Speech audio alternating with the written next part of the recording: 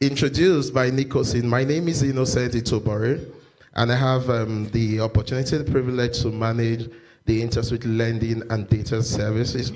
And I also have the privilege to present to you. Thanks for the opportunity, the marketing team. All right, so before I start, I need to express, I have 10 minutes, so I'm going to make this very brief and concise, but I also want to express my beef for all of you, especially those of you based here in Ibadan. I really do not understand if we're in the same country where you would, last night we drove a whole length that is as far as Ikoyi to Ikeja, and it was done less than 5 minutes. I mean, if that was in Lagos, you probably would take your breakfast, hold your water bottle, and there are some guys in traffic waiting to sell their gala because it's a long trip. Okay, so I think one of these days we probably would switch so that you can have a feel of third mainland. I'll be happy. So once again, thank you for having me. So I'll jump right in. So I'll tell you a bit about the Interswitch lending and data platform or services. Our primary focus is to be the foremost technology partners with lending institutions. Now, before now, we know there has been a lot of lending, structured and unstructured lending, where you have people lend within their immediate environment. And we thought that the African market is massive, so why limit to just that your immediate market? I mean, you can be in Ibadan and you'll be having a share of the general markets across Nigeria, and that's with the help of technology. So the Interswitch lending platform provides you infrastructure that exposes you as a lending institution to the massive market of consumer. I mean, statistics shows that the Nigerian lending landscape is in deficit of tens of trillions, which shows how massive the opportunity is. Now, payment happens everywhere, okay? And my friend will say, with the rising rate of inflation and the Buhari wonderful regime, people need more money. Praise the Lord. I think I'll hear hallelujah there. All right, so what we're saying now is that we are your partner in providing that technology support to help you grow beyond that your immediate market. So we give you channels where your customers can interact electronically. We provide you digital data that will help you underwrite this loan. Payment service that would also help you in terms of disbursement and collection. Okay, so pretty much we solve the issue. And I'm sure a number of us are aware. So we also thought about how do we further innovate and make this, available at every payment point. So we thought about the purchasing, how people buy. Pre-COVID into post-COVID, there has been a shift as to how people purchase today. There's a high rate of adoption of people going online. If you think of something right now, first thing that comes to your mind is, let me check online. All right?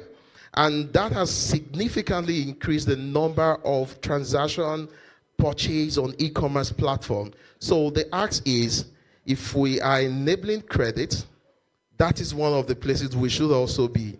And we have also seen that this worked in most developed economies. So we thought to bring that to you today. So I'm going to be speaking quickly on value financing. I'm sure I have 8 minutes left. So please, let's go. So looking at the African market, praise God. Looking at the African market, it's massive, and this is what I just explained. If you look at it, the African population keeps growing, and what is also interesting to note is that the adoption in terms of mobile phone and internet usage is significant in terms of how it's growing, okay? And that presents huge opportunity, which I'm sure we all know. But there's still one major concern. The African market is largely cash and carry driven. Are we together? Largely cash and carry driven. And that has its limitation. So we'll come back to that. Now let's look at the e-commerce space.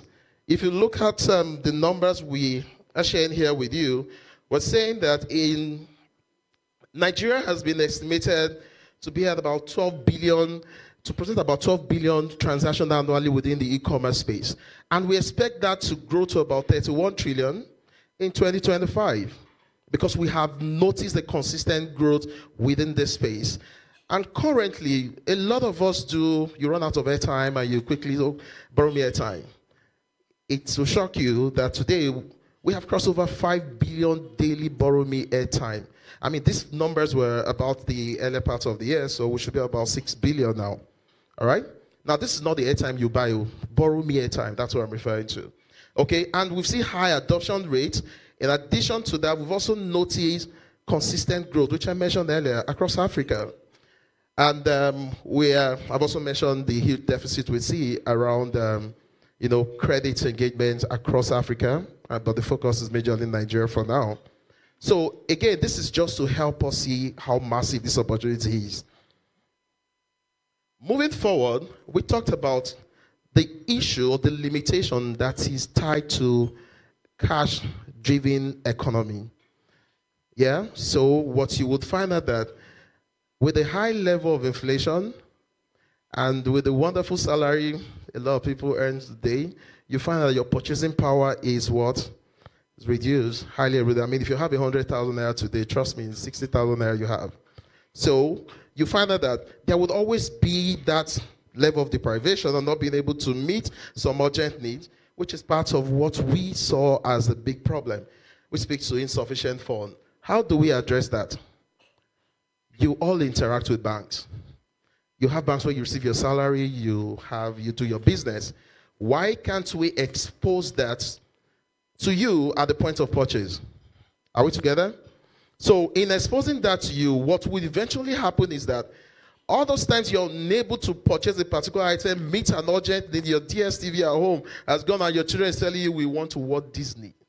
And you're looking at them, go and read your book. Actually, it's because you can't pay at that point in time. That saves a lot of embarrassment.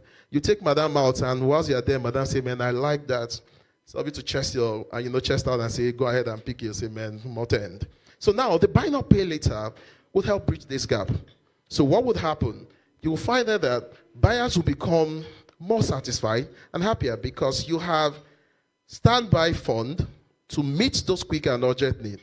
On the part of the merchant process sales is highly limited to how much individuals can buy in terms of customer in a cash and carry system.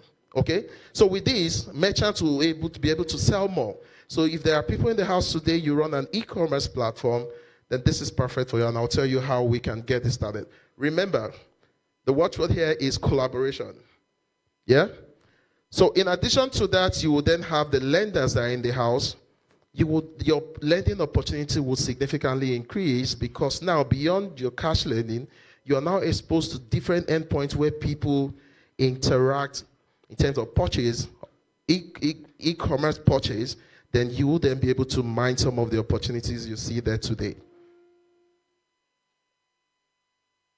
All right, so this is just giving us a brief view of what we are thinking about. So you want to pay your DSTV at home, your Go TV, you want to top up, buy airtime, you want to bring your madam for your wedding anniversary, instead of telling her stories, come to Golden Tulip, and at the point you're paying, you can get payment in advance, which you pay school fees.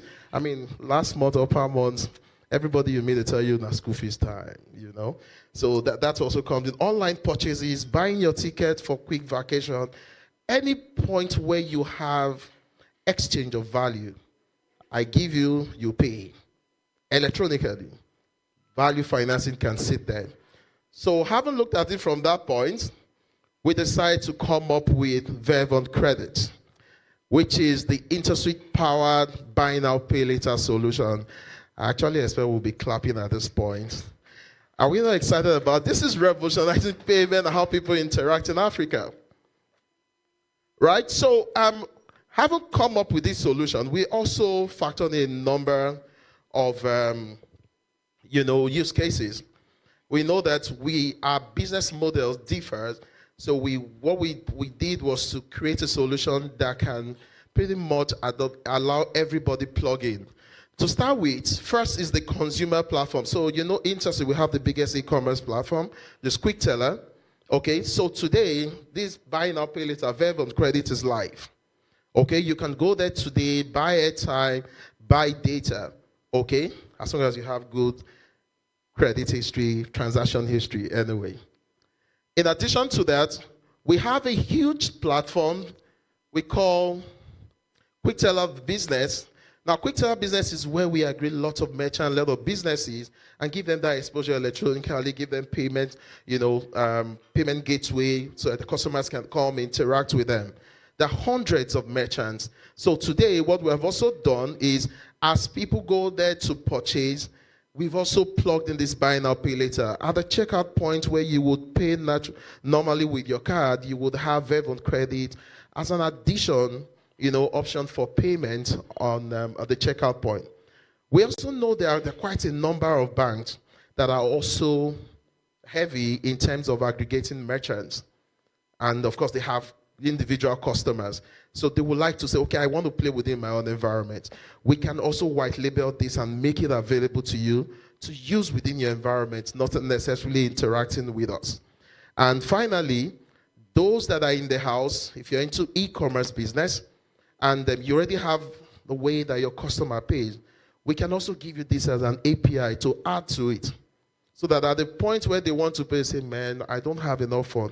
They click on Verve on credit, their bank will profile them in seconds, extend them the value for that item or service they want to enjoy, and it goes straight to the merchant. Nothing changed for the merchant. The flow is still the same.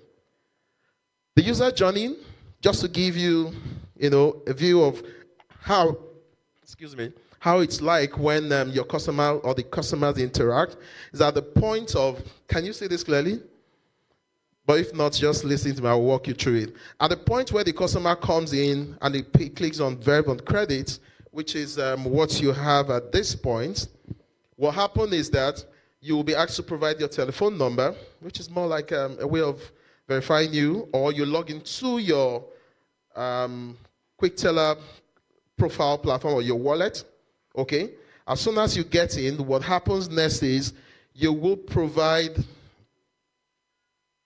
excuse me, please. So you log in from here. I think, okay, all right, so sorry. So this is it. So you log in from here, you come to this point to provide your phone number or your email to log in onto the platform. When you come in here, you pick your bank and you provide your account details. So the reason why we actually build or design it this way, we know that a lot of banks will come and say, if I expose my customer to your environment, how am I sure I won't be losing them? So what we have done is at the point where you're interacting, you can tell us, my bank is GT Bank, this is my account number. The primary offer that will come to you is your offer from GT Bank. Except the offer coming from GT Bank is not sufficient, or they are not extending any credit to you, that is only when you can now explore other options. Now, other options will include banks and fintechs that are also there to say, we're willing to take this risk and pay for this item for you. Okay? And the lender reserves the right, to manage the interest rate here. And when that happens, if it is successful, we provide an OTP, transaction successful. That's all. The buyer gets value. Yeah? The merchant gets value instantly. And there is a contractual engagement between the buyer and the lender, which will be paid due date as agreed. All right, so I won't bother you, but again, it's similar flow for the non-banks, okay? Or the only difference is that at the point of checkout, underwriting the loan, you will be asked to tokenize your card. Remember, for the bank, you bank with them. So your money comes to the bank. They can debit you due date. But for the non-banks, they are fintechs, we're saying we're open. We can take more risk, yeah? So in this process, what happens is that we will tokenize your card. And there are other options of payment. So because of time, I will be at the back to discuss that with you. So we'll tokenize your card due date. We're able to pass debit directly to your account and then pay the fintech or the bank that has extended the loan to you for the purchase. So pretty much the same flow. The OTP comes, it's successful, and that's about it. We've talked a lot. We've talked on collaboration. This solution is revolutionary, but it will only make sense when we have that handshake between, one, the banks, the fintechs, and of course the e-commerce. We are piloting here in Nigeria. The plan is to take it to a major part of Africa. So we are saying, by virtue of this, we're happy to kickstart, and the integration period is estimated for about 5 weeks If all documents are met, response on your end is good, we can integrate 5 weeks or less, we're live. And that would be it for me. Thank you for listening, and I'm happy to take your question. Organizer, how much time do we have? Thank you. All right, thank you very much, Innocent. I can see hands going up. Put your hands together for Innocent one more time. All right, so we'll take 3 questions first. Then there's going to be another session where we're stretching out. You can reach out to Innocent then, and we can ask more questions. But for now, we'll take just 3 questions, and I can see one hand. The bonanza is going now, so if you want to ask questions, just raise your hand. Thank you very much. My name is Balogudan Juma, and I'm the engineering manager for Lava Technologies. Yes, buy now, pay later is very interesting. But this user flow I'm saying, I want to share. There's a company that we consult for currently. They want to start bringing smartphones into the country. So I want to just paint a particular user flow so that you can answer my questions. What they really want to do is that, okay, customer A wants to buy a smartphone worth 100,000 naira, but this customer cannot actually afford 100,000 naira. So this customer wants to do buy now, pay later. So let's say we integrate Interswitch, and this customer, I don't know if there's an upfront, probably there's an upfront, or the customer just puts in the GT bank. Nigerians are very interesting people. They will give you an account they don't normally use. How do you, because this is the problem with fintechs, are you saying I don't know if we onboard a customer, are you going to give us the 100,000 fully as the merchant and you start billing the customer? Is that the case? What if the customer does not pay? Probably you couldn't. We've seen cases with loans where a customer could not actually, billers cannot actually bill a customer and it's taking months. So if there's a scenario like this, would this actually work? Or how do we proceed? Yes, thank you.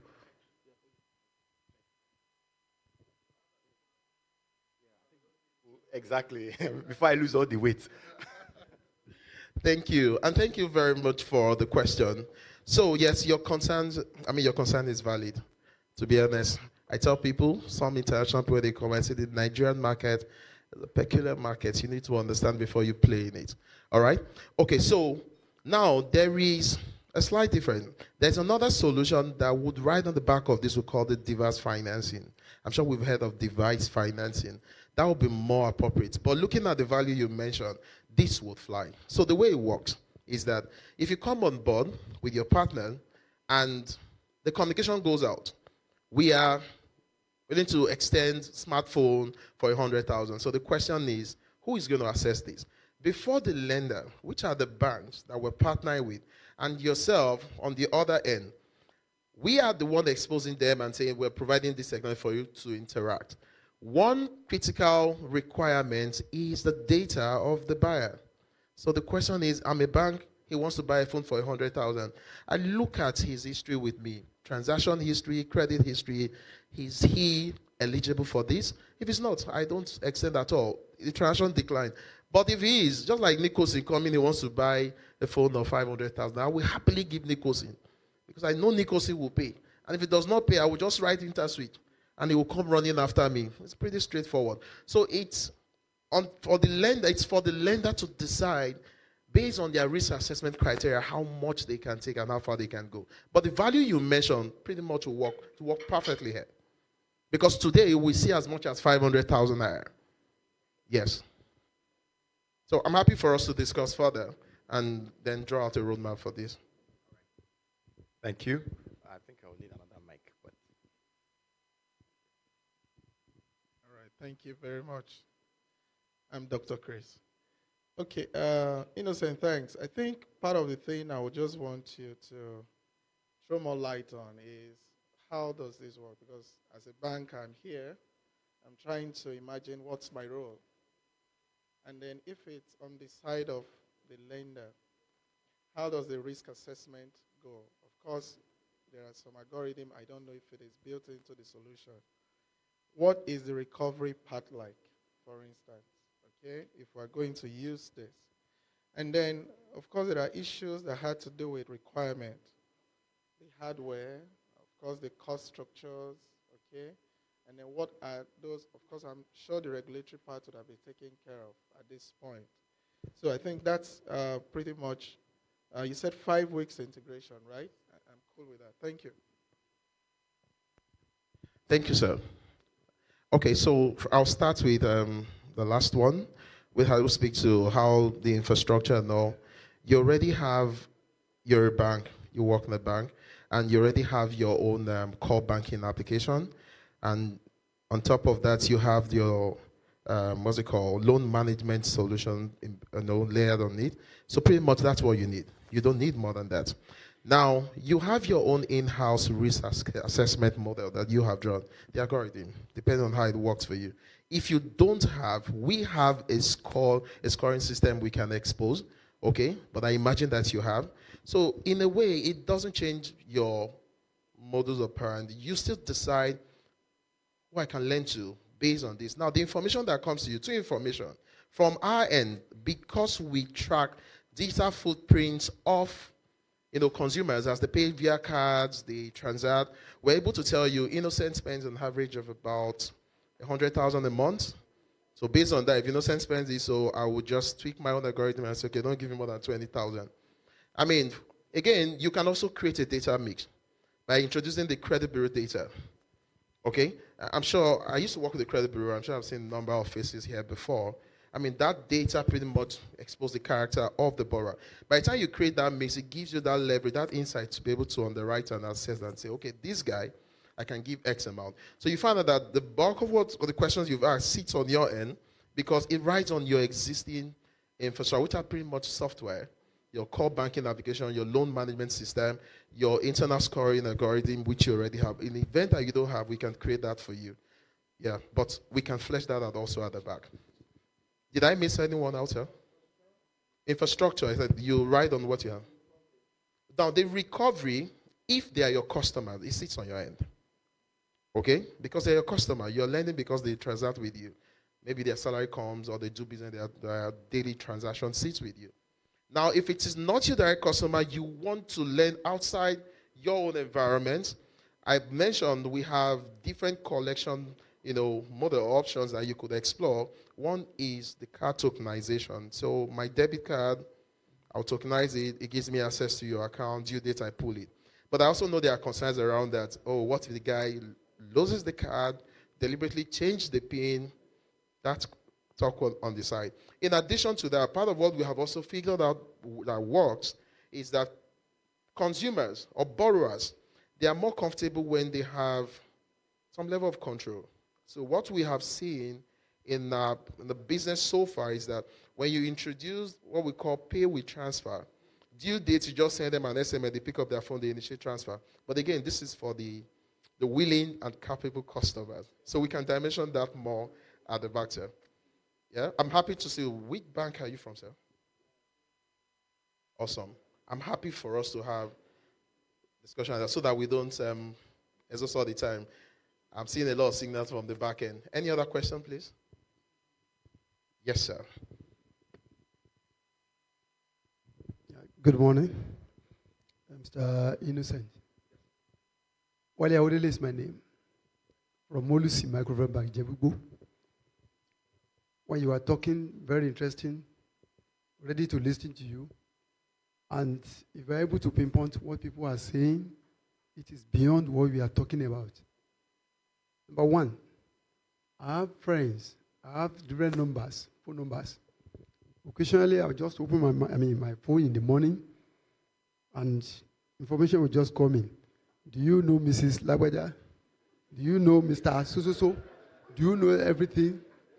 Taking the loan of so-so-so from us, and yet to pay. That is it. And refuse to pay. And if you want to be honest with ourselves, this is how it started. We are Molusi. I'm from Molusi. Already integrated with you. We are using you. We got our ATM through and been working apart from the USSD. Fine. Yes. Now, like this problem I mentioned now, how will you solve that? Because it's the same thing. You are still talking about the loan. Either your credit, is everything. All the topic is loan. And how do we get back that loan? You buy something for somebody, took away the asset, and for you to take back that money becomes profit to you. That's why. Then your topic said accelerating growth and profitability. That is it. You have been mentioning recovery, everything. You don't talk about the profit. The income is the most important thing. We don't just teach our money out without having that. So at least you move towards that area and say, okay, oh, according to our own something you are bringing in now, we are assuring you, and we have taken these steps so that be able to, so that everybody waking up in the morning will not be seeing a lot of things on the phone. Good morning once again. Thank you, sir. Ekpe fún wa, sir. All right, so his concern is super valid, and it's still a concern across the industry. Every lender in this hall today would also align with him, okay? But the truth is this, every business comes with its own risk, and lending in Nigeria in particular is a big deal, okay? So now, this is it. The reason why you have your risk assessment criteria is for you to be able to decide based on what you see from the data if you want to engage or not. And that responsibility still sits with you.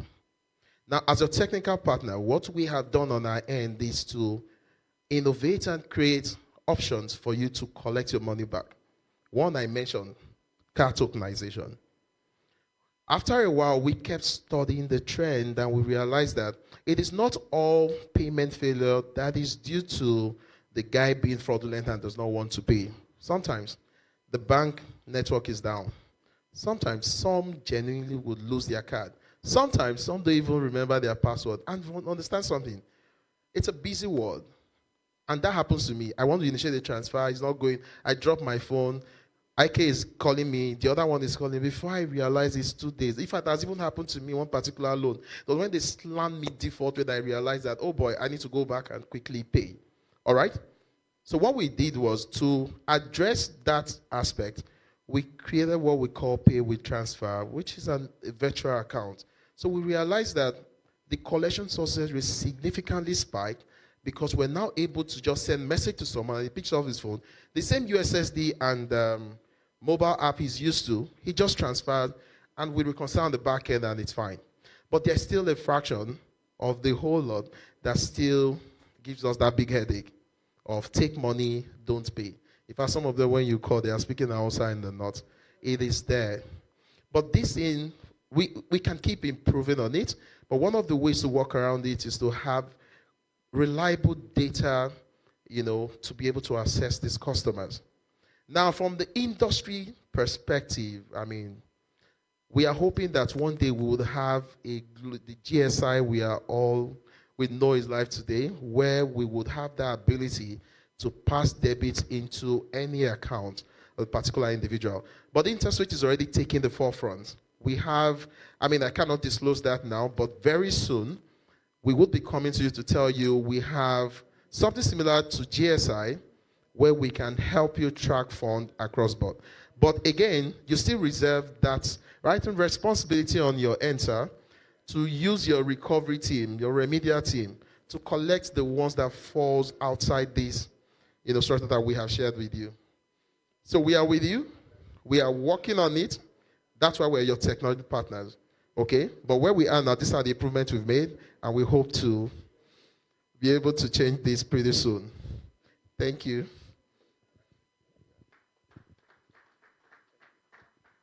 Thank you, Innocent. Thank you, and thanks for everyone asking questions. I know we have some questions online, but we'll take it as it goes. You can see on your tables the QR codes there. Don't mind, you can scan them. It's also behind the order of program that you have with you. You can also scan. That way you get the brochure and some other things that can answer some of your questions that you may have. So just go ahead and scan. All right? Okay. Okay, so accelerating growth and profitability. Now, customer success happens to be one of the key pillars to experience or to delivering growth and profitability. And you know very well that customer experience is actually birthed from, as in customer success is birthed out of customer experience. The focus of every business owner, every business, is always around how best can we make our customers enjoy the services that we provide. We look at things around adoption, we look at things around accessibility, affordability, security, and these are things that most of us business owners here have actually put in place to see and ensure that our customers are having a good time with the services that we provide. I mean, there's no us without the customers. Do you agree with me? Do you agree with me? All right. In my opinion, the biggest service providers that we have are financial institutions. Everybody here has a bank account. In fact, they start chasing you for a bank account from the moment you turn 16, or in fact, from the day you were born. Kids now have babies. They open bank accounts for babies now and all. And in all this, one thing that is fundamental is that they've been able to address each individual to a transaction system which seems to be a way of engagement and communication when it comes to payments. Now, I'm going somewhere, so come with me. Payments happens to be a universal form of engagement in the financial industry, even in our economy. Money is a major factor.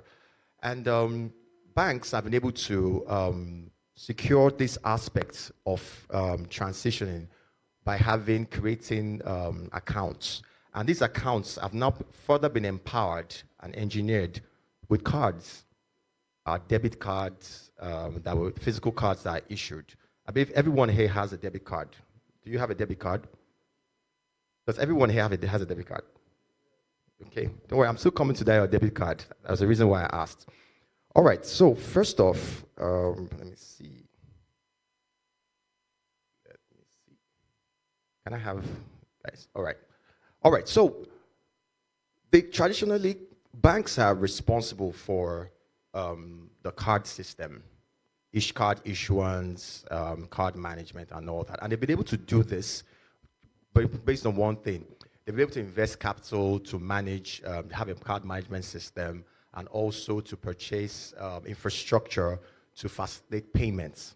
Do we agree? Most banks do this. Most big, large corporate financial institutions have this. Unfortunately, a lot of small business owners, fintechs, especially those in the payment space, may not be bullish to invest this much capital into buying infrastructure just to manage their card business. I mean, we have some of you here. What do you think? Is it something viable? Would you rather invest so much millions into buying a card, securing this card management system, or even getting a postilion that you may not necessarily need for just one instance? However, you have customers that you want to engage. You want your customers to be able to interact. You want your customers to have a seamless experience with services that you provide. A Colo Money might want to have their customers be able to carry out transactions online without having to go through a third party, of having to go through a financial, a bigger bank, or that they would have to use those cards, move money from that wallet to this wallet. They want a case whereby their customers can actually just engage directly. Colo Money is here. Do you agree with me? Do you agree with me? All right. Don't respond. You're here. I can see you. All right. So this, however, we've looked at as Interswitch, and we said, okay, can we do something for the fintech space and enable them to be able to carry out their customers can have like a P2P engagement with their customers. And that brought us to bring up what we call the fintech card issuance, which you also call fintech in a box. Now, for this service, fintechs no longer have to invest in that level of infrastructure. You no longer have to invest in that level of infrastructure. Just a few requirements I need to put here and there, and You can be able to, your customers can be able to go further. You can be able to issue cards to your customers. Your customers can have cards that they can use to carry out transactions on ATMs. You know, you can have a Colo Money card. You can carry out transactions on the ATMs. You can carry out transactions on the web. You can carry out transactions on POS. And it's not another commercial bank card. It is your fintech card because you are offering a wallet payment service. So you can actually give your customers cards. You no longer have to depend or stay behind the line. Card schemes that are not engaging with you, it's no longer a challenge for you. We know that to get certifications and to license up with a Visa or a MasterCard, it's going to cost you a head, and it's going to cost you so much. But you don't have to sink capital into that any longer because Interswitch is here to enable you in that service. And that's why we provided the card issuance service that we've made available to you. Now, let me show you some of the benefits. I've mentioned it. I talked about cost savings, which I've been hammering on because we know every business is built on capital, it's built on costs. Now, there's a lot of cost savings there because you don't have to invest in infrastructure. You don't have to. You can just leverage on the infrastructure that Interswitch is providing. It will increase your customer loyalty because if I go about carrying a credit money card, I do not need to, I know that I'm loyal to my service provider. I'm loyal to credit money. If I go about carrying a Colo Money card, I am loyal to a Colo Money. And your business cards, you know that your customers have it, and they always remember that they are here. They don't carry another bank's cards; they carry yours. If we talk about improved customer experience, you know, the hula baloo of having to move money here and there is no longer there. Just with their own card, they can go to any payment channel and carry out payments. We have things, different synergy within the fintech community because you can now interact easily. We look at increase in revenue through payments from customers because you can now have your fees that you can take from the cards. My point is you can now become as powerful as the big banks that you see around, as the big wallet service providers that you see around based on this service. Next, okay, let me just hold on for those taking pictures. Meanwhile, we can make the slides available to you if you want it. So the infrastructure is pretty much simple. You can see from the fintech who happens to be the card issuer. You know what you just need to do is just call on the APIs that we'll make available for you from Interswitch, and from that API we're able to call into our own card management system. There you can initiate, you can create your own card, you can block your cards, you can carry out PIN creation, you know, and you can do all this. You can even issue cards as well. And the card transaction processing cycle, it just goes from the POS to the acquirer because your card is there. The acquirer, that's the acquirer, which is supposed to be the schemes. The schemes acquire and call into Interswitch. Interswitch now reaches out with our own APIs for you to be able to reach the fintech, and your customers just move. They no longer have to just keep looking for another. You don't have to call a third party to offer this service to them. Here's what we brought available to you. As a fintech, you're empowered that carries out payments. You're empowered to connect with your customers without having to send them somewhere else to be able to carry out payments. And of course, the process is three. Yes, we have the issuing, whereby you can issue physical cards, like I mentioned. You can create, you can block card, you can hotlist the card. You're that empowered to do all these things. The processing aspect, which we will serve by with the APIs that will provide for you, you can allow all the services of utilization of the card value of availability available for you, and you can check debit balance, you can make inquiry, you can carry out reversals. The same thing that you see on every normal debit card, your own card can also carry out the same. And of course, the operational aspect of it, settlements, T+1, you get to experience the same thing, you know, and because you've been empowered to even be a part of this. But I'm going to show you now the requirements and how you can have this. Okay, can we? All right, so the requirements is simple. Right, here it goes. First off, already most of you have a settlement bank that you use, right? Now, all you need to do is get a sponsor bank. Most preferably your settlement bank, in my opinion. But you can get a sponsor bank, even if your settlement bank is not forthcoming. Get a sponsor bank. What do you need a sponsor bank for? The sponsor bank is going to be the ones responsible to partner with you and issue you the bin range of the cards that you're going to use. This way, you do not have to go all the way to be meeting a card scheme and engaging card schemes. Because we know card schemes may not want to talk to you, but with this, you can just partner with them, with your sponsor bank. You get a sponsor bank. A couple of banks are out there that are willing to do this now. A lot are out there. Yes, you get that. Then you're expected to have like an SLA with that sponsor bank. These are requirements that we want to see. We want to know that you have an understanding with that sponsor bank. The bank gives you an SLA to agree on how you want to go about the costings or whatever requirements you may need from them. And the bin range, which I mentioned, will be configured for you, because the bin range which the sponsor bank gives to you is what we are going to configure for you on the card management system that we're going to share with you. So anytime your cards call into that card management system, it recognizes the bin range that's been offered to you. That way, we can be able to carry out, you can carry out the further transactions on it. Yes, the fintech will have a platform through where their customers can request for cards. For those of you who already have mobile apps, you can always make this available there where your customers can request for cards. And once they place that request there, the process starts. From there, they can access the cards. Maybe on your website, they can access those cards as well. Yes, the fintech will be able to fulfill card management functionalities, which I mentioned before. Creation, deactivation, hot listing, issuing, PIN management. You'll be able to do all these things. The customer card balances will stay stored with the fintech. This is a point I was hoping I'll get to on time. Now, when it comes to your wallets for your fintechs, Interswitch has no view into it. So your privacy remains your privacy. Everything that goes on within your business remains yours. All we're offering to you is the infrastructure for you to be able to carry out your transactions. We do not see into what is in the balances in the accounts. Then, of course, you also partake in customers' card balances are expected to mirror the wallet balances of the fintech. So, like I said, we have no influence on what the balances are going to be on your accounts or on the cards. All we're offering to you is the technology. After the technology, everything else sits with you. Your customer privacy, your customer engagement services that you're offering your customers stays with you.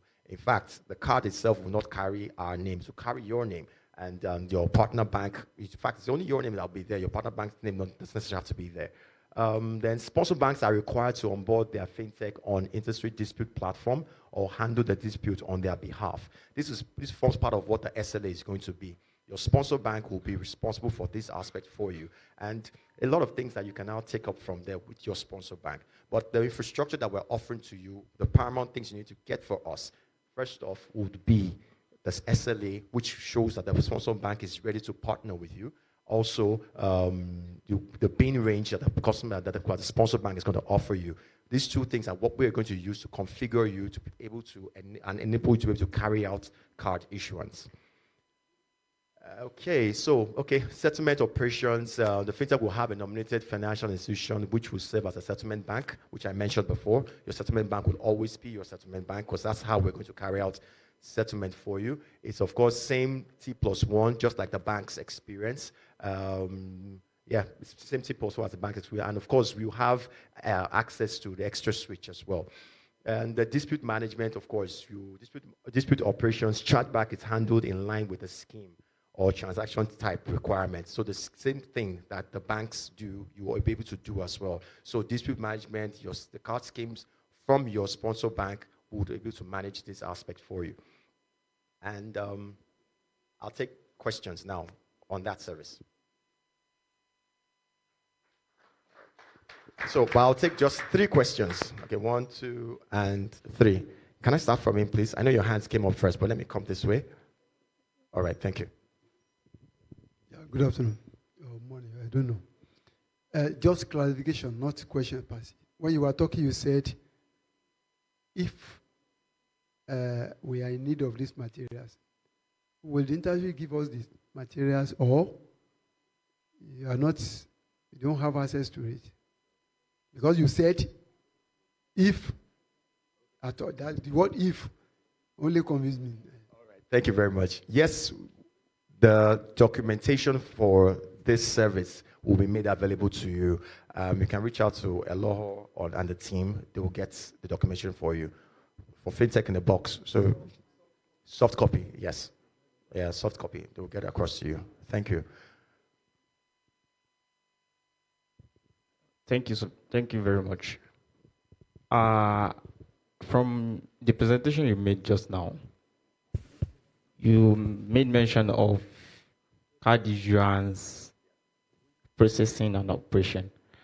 But to just make clarification on all that, is it like a customer management system for businesses? Now, permit me to answer from here so I can share the mic as well. It is, when I mentioned card management system, the card management system is what enables your card to be functional. So anytime your debit card that you have right now, when you slot it into an ATM and it reads, it sends it to a card management system that identifies your card, picks the information that's on your card, sends it to the scheme, sends it to your bank, sends it to everybody, every stakeholder in that value chain to ensure your card works. So it's that's what I meant by card management system. So it's not a customer management system, it's a card management system for your card. So that's what it does. Does that answer your question? If you have more questions, I'm available. We'll take it up. All right. Thank you very much. My name is Balogun Juma. Yeah.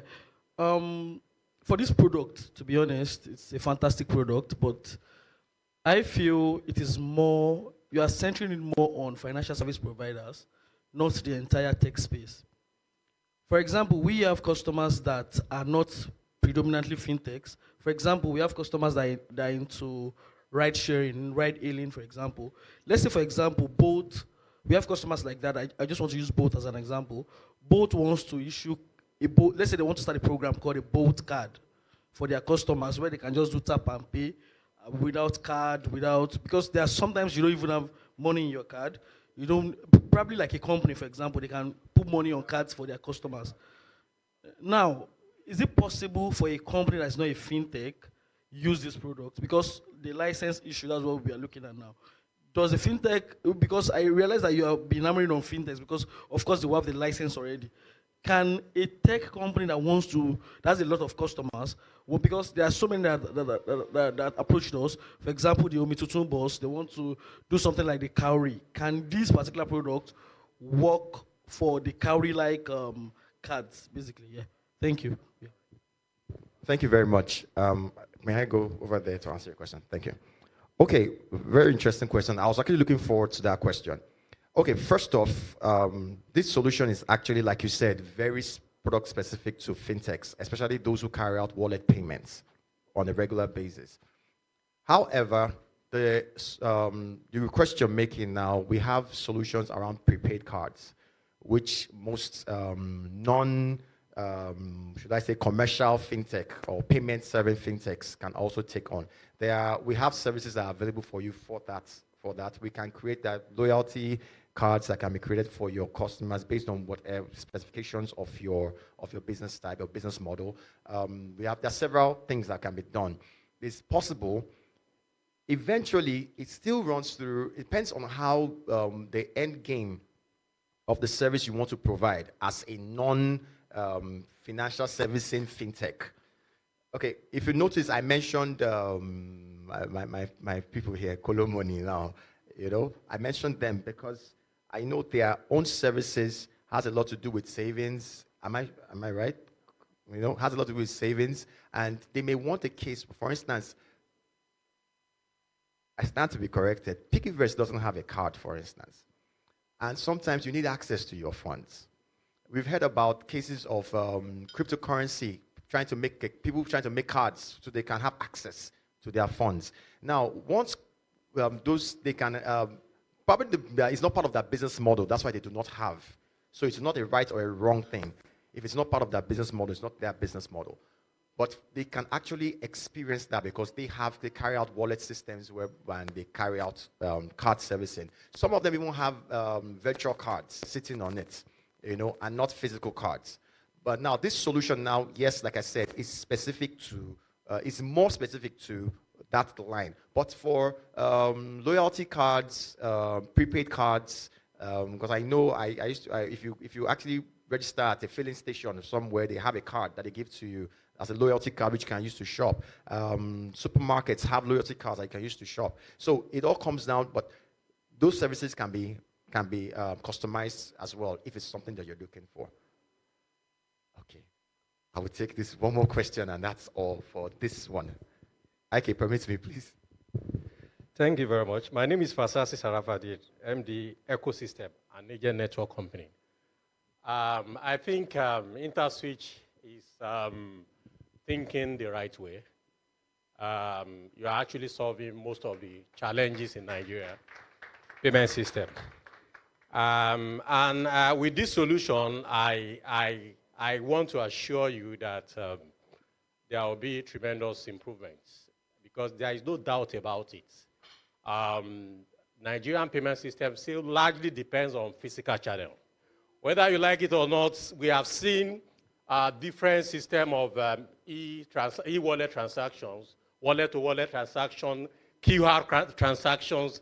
You can't still match the physical channel, because Nigeria believes so much in see Mary, see Bible. So, so whether we like it or not, I used to argue it. M-Pesa can take over all the businesses in the eastern countries in Africa. They can go to the North Africa and take it. But here in Nigeria, honestly speaking, if they attempt it, they will lose out. We have seen what MTN is doing in Tanzania, Rwanda. You know, when they got to Nigeria, they met in Waterloo, because it's a different market entirely. So at Agent Space, we have tried with Nigerian banks to ensure that it's instant card issuance at agent location. Few banks tried it. GT was the only that was a bit successful about it.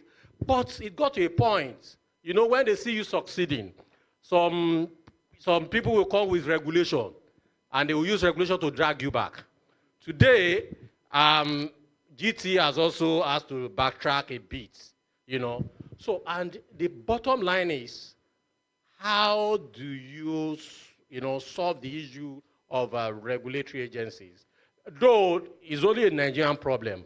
Once, as a fintech, you integrate with a licensed bank, I think you are covered, because you must have met all the documentation criteria.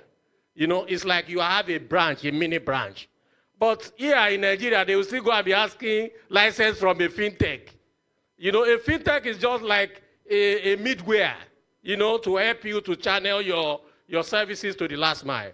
So how do you work around these, our regulators, so that they will not come back and slam you on this? Because it is the only thing that can blow the market. Thank you very much. Thank you very much. Please put your hands together for him. Okay. I'll answer your question in very quick succession. What secures you from regulation is your sponsor bank. Your sponsor bank already has all the documentation, everything they need, card scheme registrations and all that. Your sponsor bank will even issue the bin that you're going to give out there. So you are covered. Is that sufficient for now? That's sufficient for you. You're covered. Your sponsor bank's license covers you all the way. We'll talk more when we're stretching, all right? We'll talk more. There's a lot to talk about when it comes to regulation. I wish I can go a whole day. I've attended some sessions that's what we're talking about. I've even had the meeting with Lagos State government just on it, regulations and all that. So there's a lot we can talk about, but thank you very much. All right. Okay, I'm sure you're seeing something on screen now, right? Tokenization. I told you I'm a staff of Interswitch, Abby, so I'm not a comedian MC. I'm a salesperson. All right, so, okay, let me take this. I know my colleague mentioned something on tokenization, card tokenization earlier, but this happens to be a different conversation now, this tokenization. I know a couple of weeks it's been buzzing on social media, buzzing everywhere, LinkedIn everywhere, talking about tokenization. And some of you might be wondering, what is this about? Right? Has anybody seen anything come up? Interswitch tokenization, Interswitch Providence Bank launched its tokenization and all that. Okay. How many of you have, okay, I remember asking you guys have debit cards, right? How many of you have your debit cards here? If you have a debit card here, bring it out. Don't be shy, bring it out. Maybe I want to credit the account though. This is Interswitch. Especially if your debit card has Interswitch written behind it, bring it out. If you have a Verve card, bring it out. If you don't have a Verve card, anyway, bring it out, whatever card you have. What scheme is that one? Verve. Great, Verve. Biodun, can I borrow your card?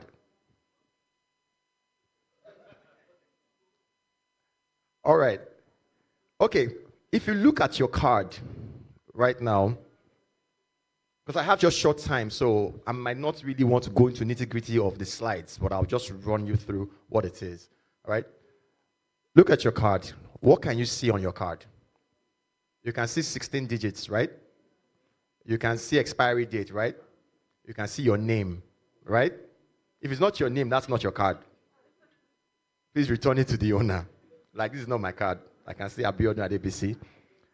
If you look behind your card, you can see your CCV, right? Right? Once upon a time, when I was using a BlackBerry phone, I was trying to pay for an app on my BlackBerry phone, and I tried paying for it. The transaction failed. I tried to pay with my credit card, and transaction failed and all that. Of course, I put in all my details, my card details there, but transaction failed. I felt, nothing now. 2 months later, I got a mail. Then, I think it was Diamond Bank back then, my Diamond Bank credit card. I got the mail, and Diamond Bank was apologizing to me for my card failing a transaction of $6,000 in South Africa. And I was sitting in ShopRite, Oniru in Lagos. I was actually sitting down when I got the mail. I'm like, this one's joking.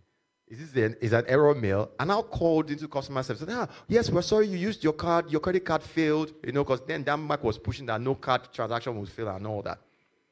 Apparently, the details of my card had been picked and be used for a transaction. And then I belong to the group of people that when there's no money in your account, you are safe from fraud. When there's no money in your account, you are safe. Nobody can dupe you when there's no money there. Abi, what if I had $6,000 in my account? So what is Interswitch bringing? It's gone, right? Somewhere where I don't know, right? Okay. Now, so what is Interswitch bringing now? Because this happens to be a recurrence. I've seen my colleagues who their whole salary was wiped because they went to use their card at a beach somewhere, and and all that. I've seen people who, and now you're very scared. In fact, if you go to some places, you do not want to give them your card because you're looking at the person that is this supermarket okay? Would they, in fact, you won't drop your card in some places. Like, I don't shop online. After that incident, I've been paranoid shopping online, okay? But what can we do, or what have we looked at in the industry to be able to correct this, this fear and this confusion, and to be able to curb and manage this fraud? Interswitch has brought to you what we call tokenization. Tokenization, in simple terms, is just giving a digital identity to all your card information. Sorry. Okay. Thanks. Thank you. To all your card information, your name, your 16-digit code, that information that's there, we bring it to how you can secure it by giving it a digital identity called a token. How does it work? I'll just run you through how it works. This is what happens. See that your card, right? How many of you have heard about Apple Pay, Google Pay, and all the pay guys that offer payment services? They're like digital payments solutions provider online. Now, what do? You register your card with those payment services that you use to carry out payments, digitally. And what happens is that because of the integration and the relationship that we have and the technology that we have, anytime you intend to initiate a payment, maybe you want to use your Apple Pay to pay, You no longer, what points are that you no longer have to go anywhere with your card once you register that card on that payment service. You no longer have to go with that card for anything.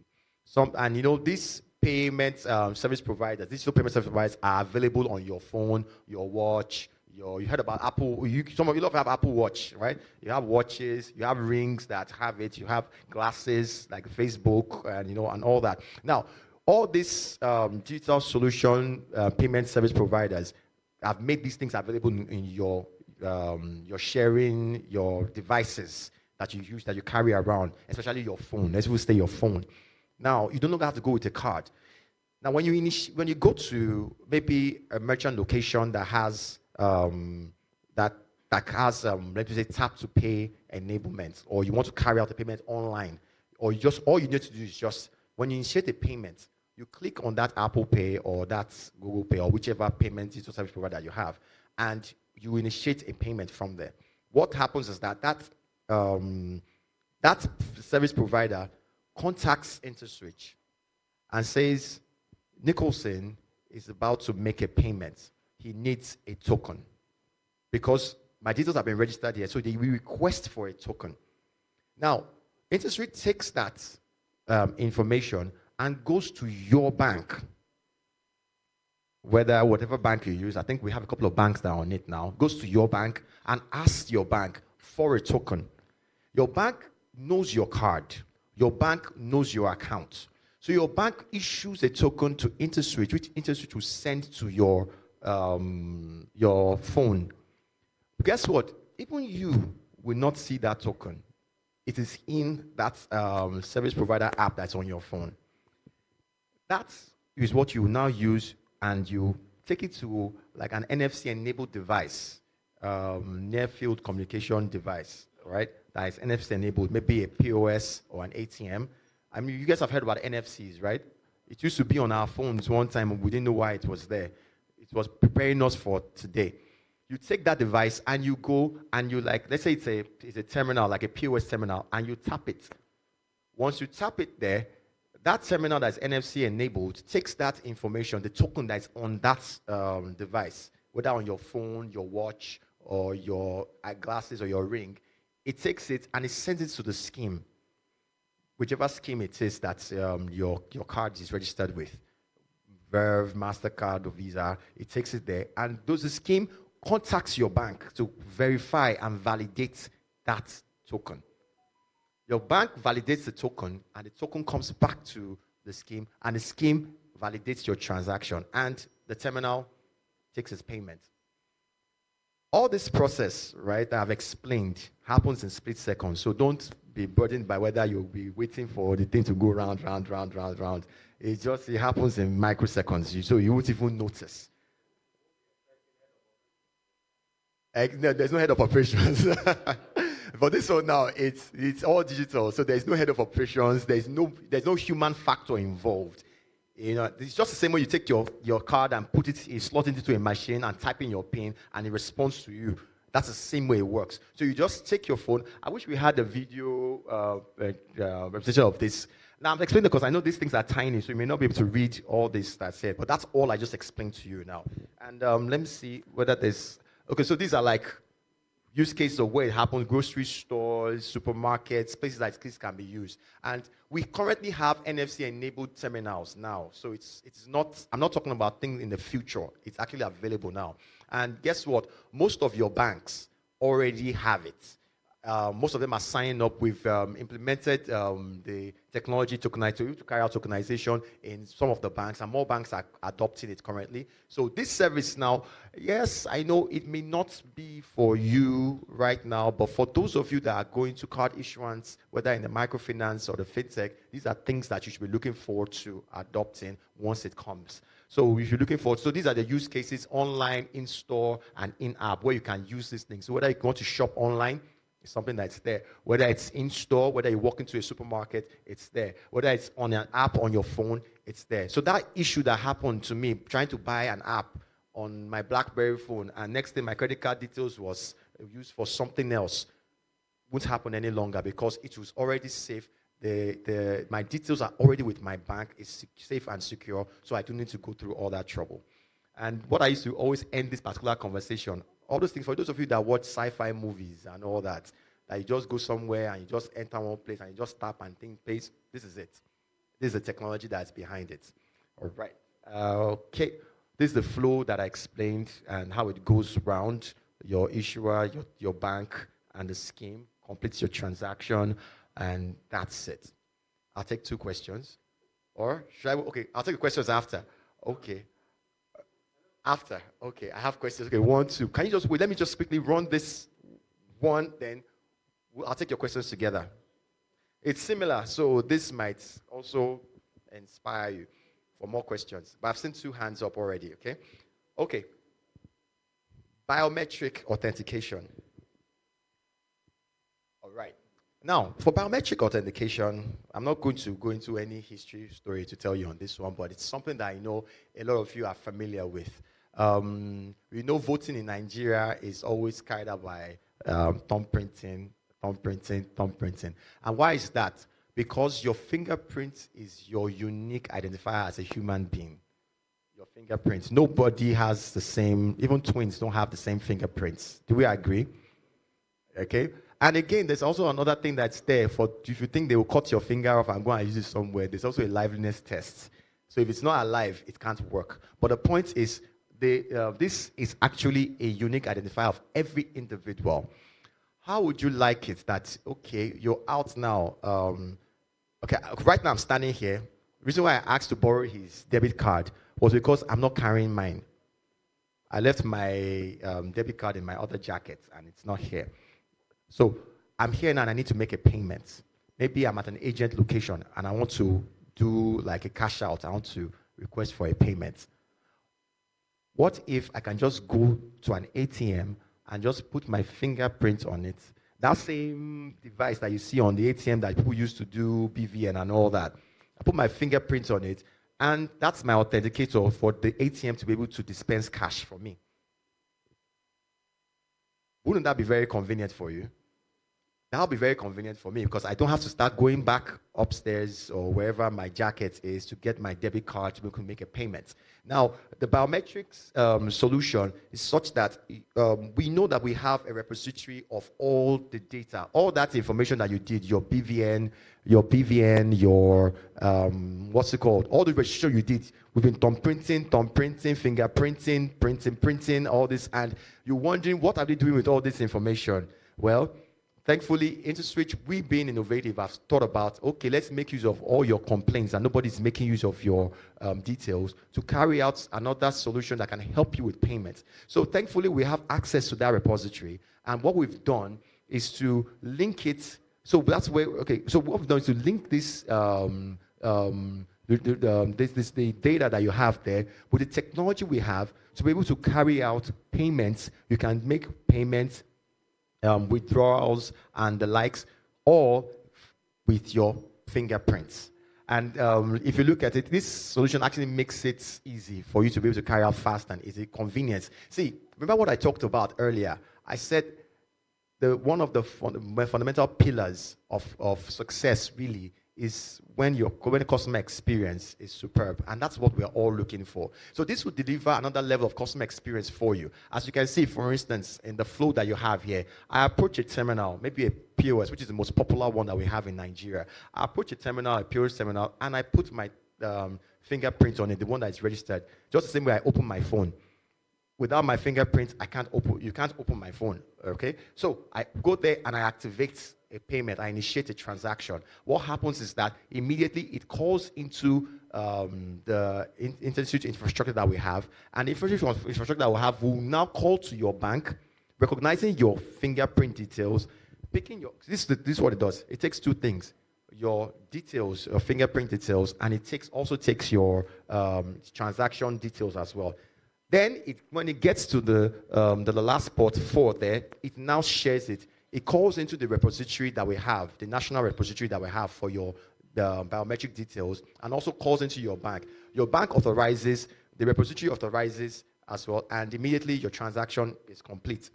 That way, you can carry out payments. Now, this solution that I've brought to you now, this biometrics, for those of you that are into agency banking, for instance, or any financial servicing that requires channel services to initiate and carry out payments and complete transactions. This is actually available for you. We have terminals that are biometric enabled. In fact, and if you have terminals that are not biometric enabled, we have devices that we can provide for you to enable those terminals to be able to carry out biometrics. And as long as we've implemented it on all your terminals across, enabled your terminals across, your customers, wherever they are, can always come there and carry out transactions without having to carry around their debit cards or any other form of payments. They can just use their fingerprints. So if that person says that, I'm expecting something huge, but give me money now. Why? I don't have my card. You say, use your fingerprint and bring the money out, and you can complete your transactions. I guess that'll be okay. How it works, transaction monitoring, I mentioned that. Transaction monitoring is done using existing infrastructure that the banks have, super agents have. So we use the existing information that we have with you. Settlement also is the same thing, just the same way your regular agency banking or your regular payments and settlement transactions are carried out. That's the same thing happens. The dispute management as well, it's about the same process. So it's an existing solution that a process that you have, but we've now added an extra to it, whereby your customers no longer have to come around with any debit instruments, but they can just come and use their fingerprints to carry out, the biometrics to carry out payments. And, okay, benefits, security, and reliability. Because we have cases of identity theft, people stealing cards, people exchanging your card information to go and carry out transaction. Somebody has memorized your card and is trying to log your PIN and all that. So all these things are there. Enhanced user experience, I mentioned that. Non-transferable, PINs can be transferred. They can send you OTPs to steal your details, but with your biometrics, no one can do that. And it's hard to spoof. Like I just mentioned now, they can't spoof your biometrics. Okay, I believe that's all. That is all. Okay, do I have any questions for the biometrics as well? Or should I just take the questions for the tokenization? You guys can blank out the screen. Thank you. Okay, let me start from her and I'll come to you. I'm sorry, but I'm actually going to ask a question on card issuer and wallet payment, because I actually was raising my hand and you didn't see me.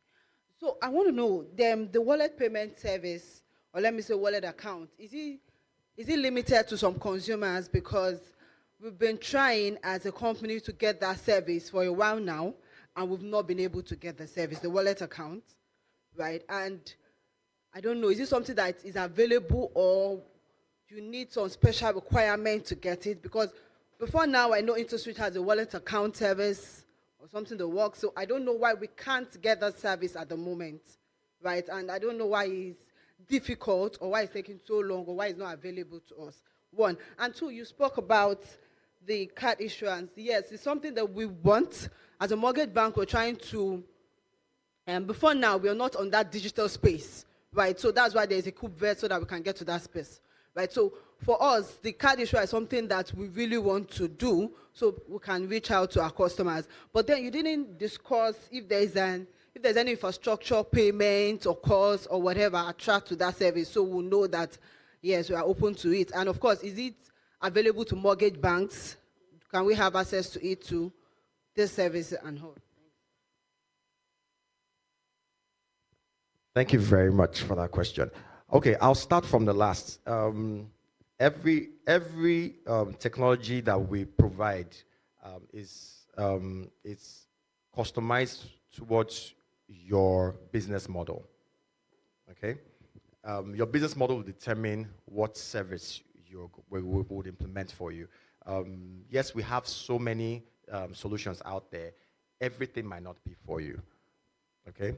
Everything might not be for you. However, for this card issuance service, like you said, you have part of your roadmap is to digitize your process.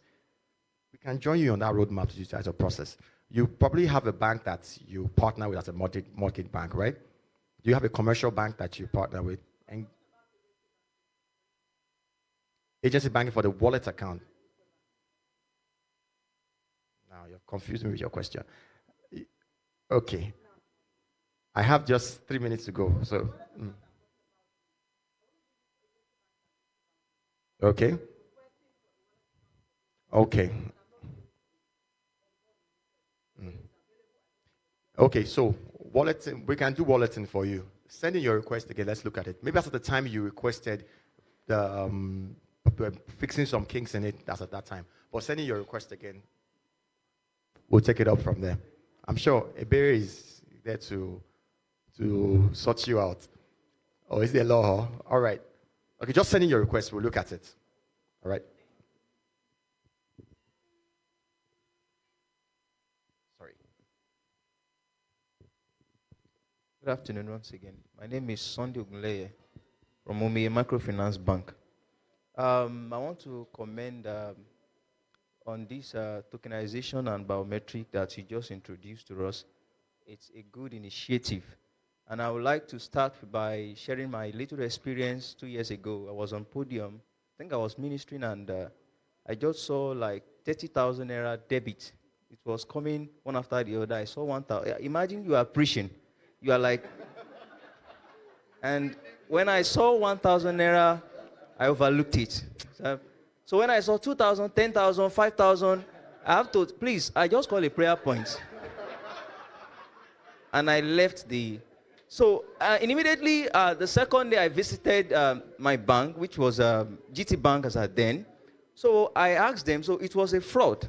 Somebody picked my details, my card details, and entered my account exactly in the midnight, and the money left just like that. So ever since then, I've not been using anything called ATM card on that account. So I started using token.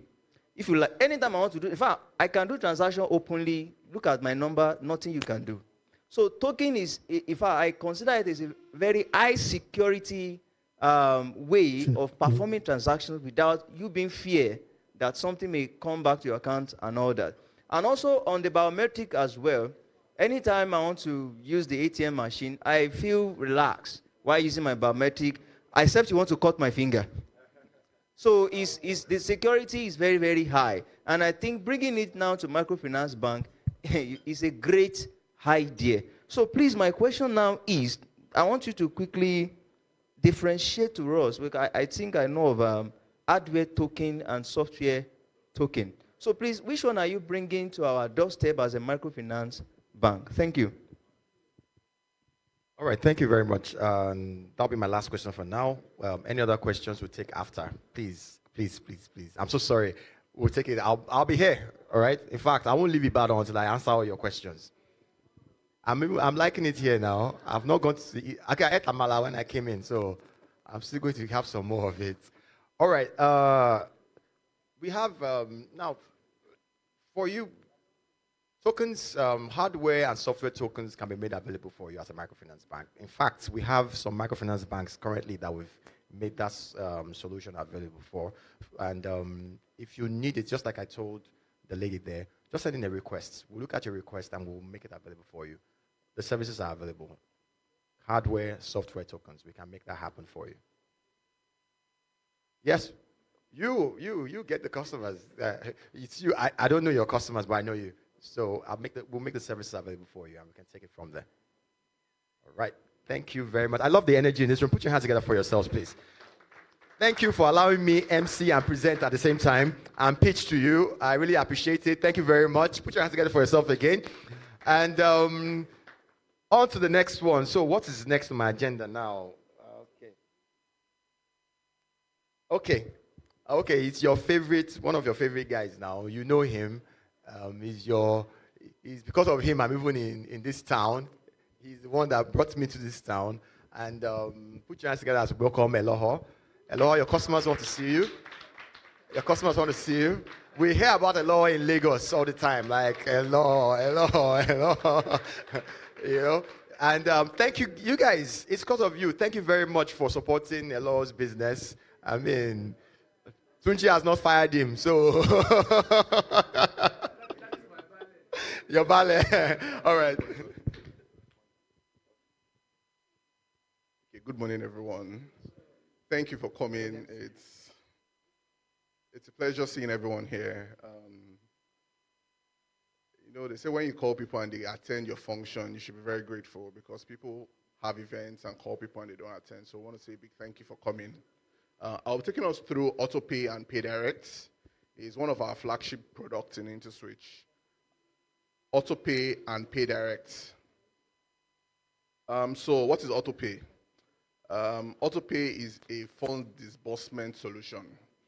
So if today the federal government wants to disburse money to every citizen of Nigeria, are we together? All they need to do is to load all our account numbers into a platform, and with a click of a button, everybody will get credited at the same time. Are we together? I'm sure a lot of us here receive salaries or bonuses, and for some of us, we pay our pension companies through one platform or the other. AutoPay is Interswitch disbursement solutions. For those of us in the banks, we use it to pay. You can use it for one-off transactions, and you can also use it for multiple disbursements. So today, a lot of state governments use it to make payments, and a lot of establishments, a lot of companies, for instance, Interswitch, whenever they need to pay salaries, my MD does not need to be in the office to authorize the payment. It can be seated somewhere in Bahamas or somewhere in Spain and click a button and everybody begins to receive alerts. So it's a solution that is very robust. It's a solution that sells itself. It's something that every corporate that wants seamless payments for their customers and for their clients and their staff can leverage. All it does is the same process you have internally, where if you have 10 people approve a particular schedule of payments before it's finally approved, it replicates that same thing on a system. So what happens if someone has to load the payments on a schedule and upload on the system, someone has to review and approve it. Someone else has to review, maybe an auditor has to review before it gets to the final person that clicks the last button or does the final signature on the check. So it basically replicates that process that happens on our checkbook process of old. It basically brings it to a system and makes life easy for everyone.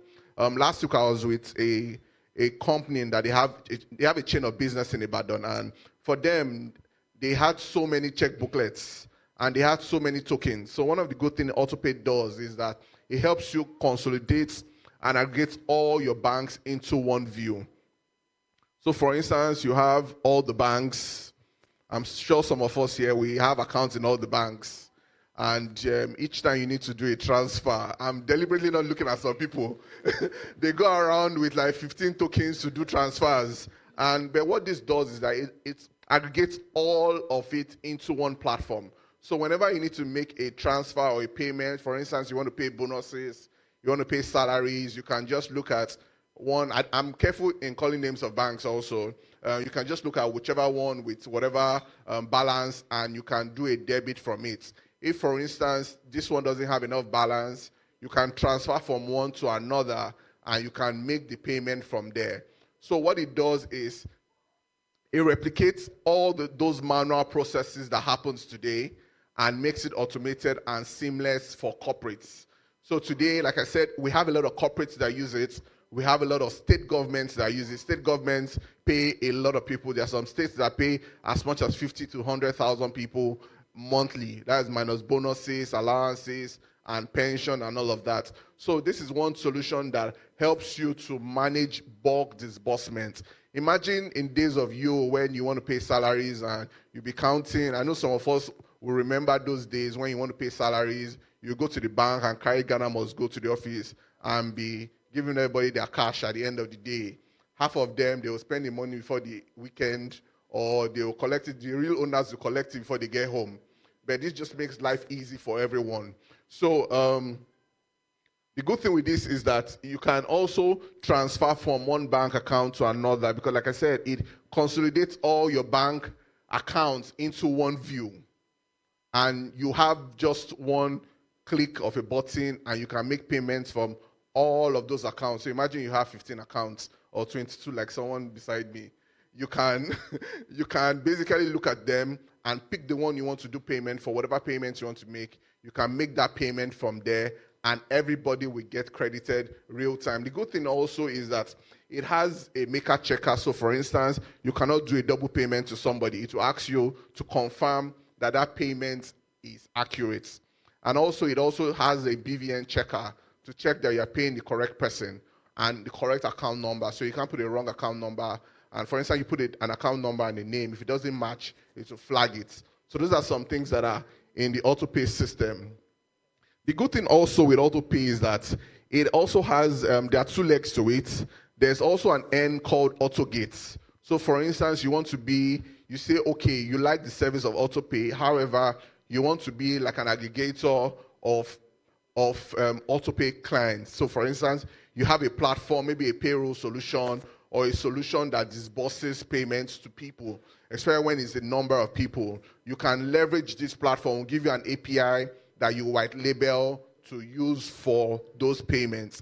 And the good thing is, it's been in existence for the longest of time. It's what, like I said, one of our flagship products in Interswitch, and it's been in use for a long time. So people can use it with a click of a button. You can use it to manage multiple payments and recurring payments also. So for instance, we know people are jobsing every day. So when you, for instance, you have your payroll already loaded on the system, when you notice someone has left, you can just go to that schedule and edit it and add and remove and the likes. But it just makes payments simple and seamless for us. Also, I started talking about what we call AutoGate.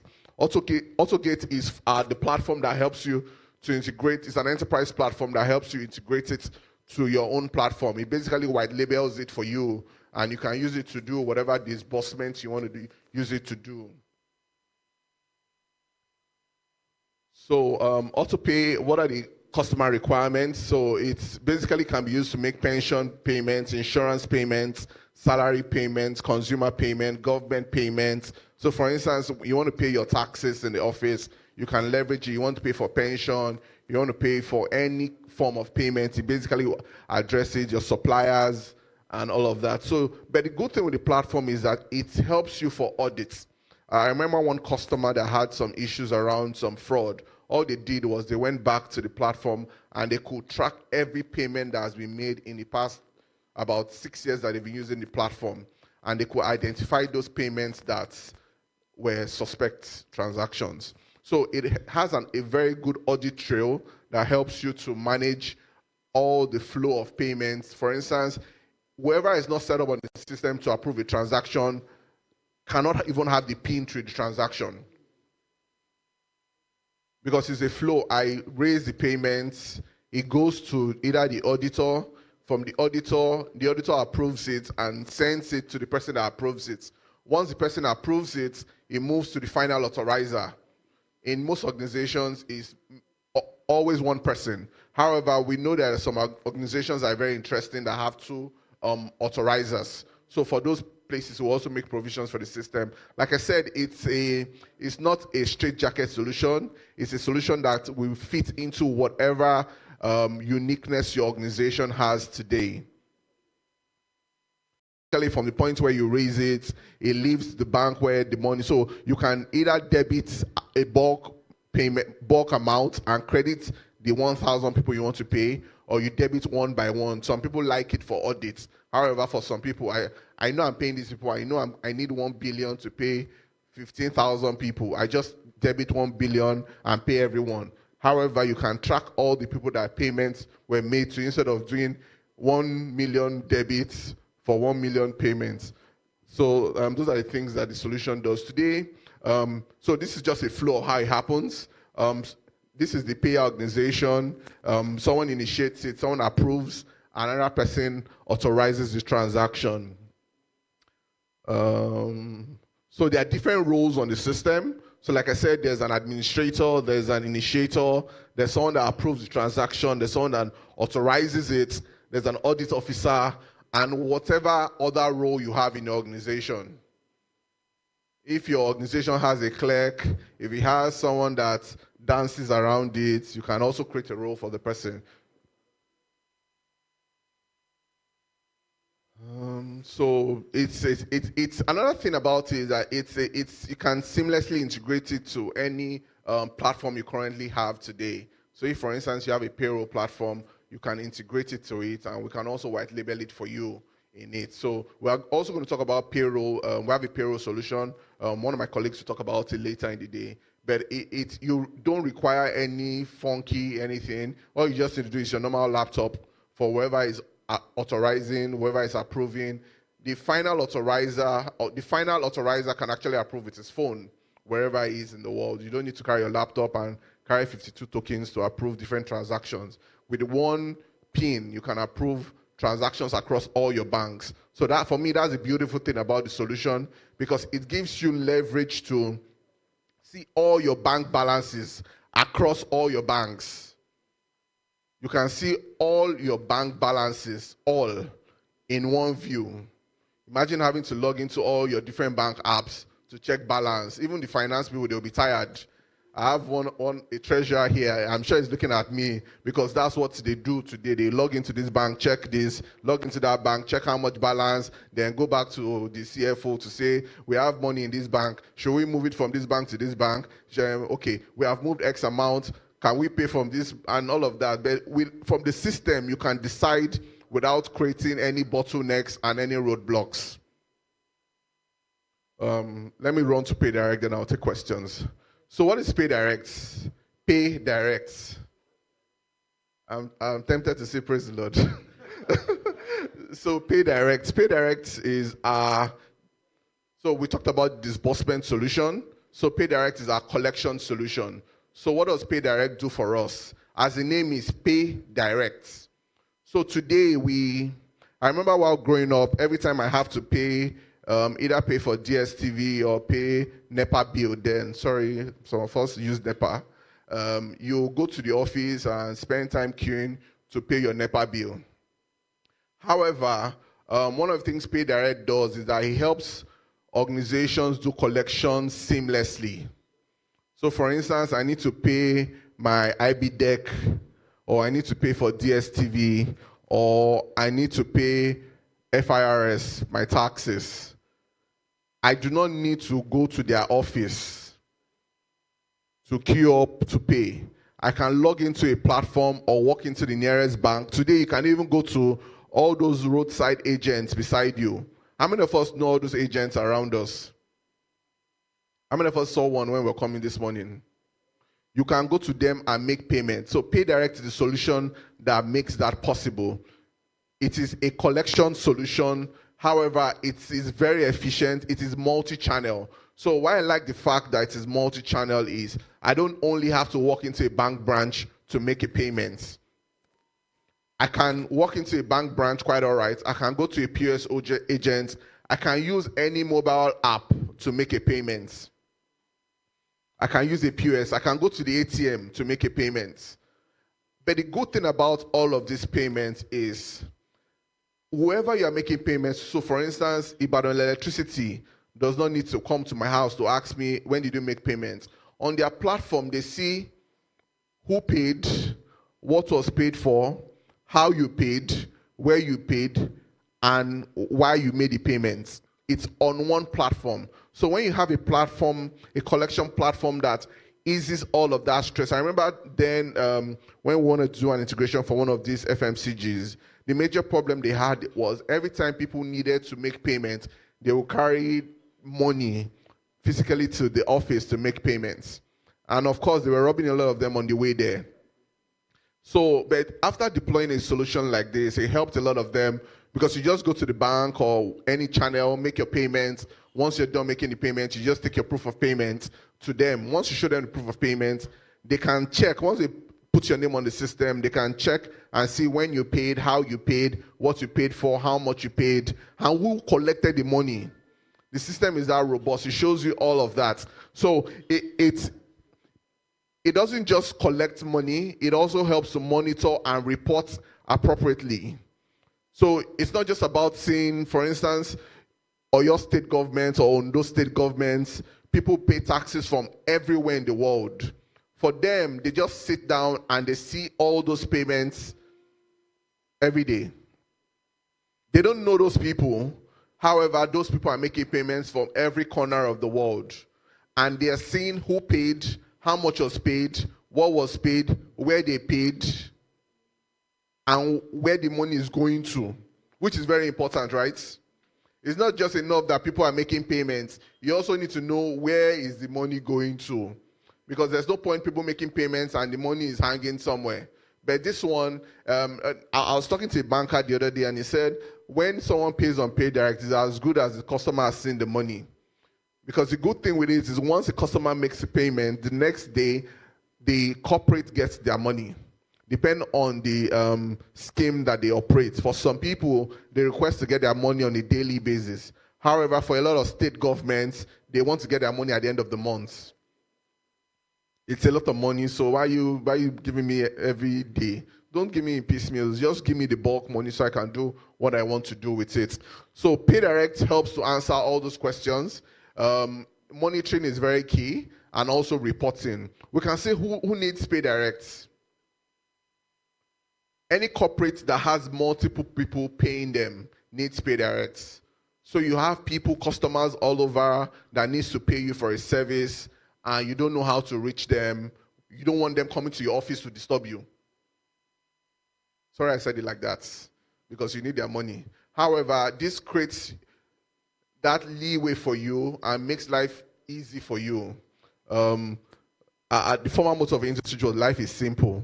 We try to make life simple for everyone. So all our solutions also tailor that to make life simple for everyone. So you can see you can see who paid, what you paid for, how much was paid, where did the payments happen, and why. Today we have a lot of schools that use this platform to collect school fees.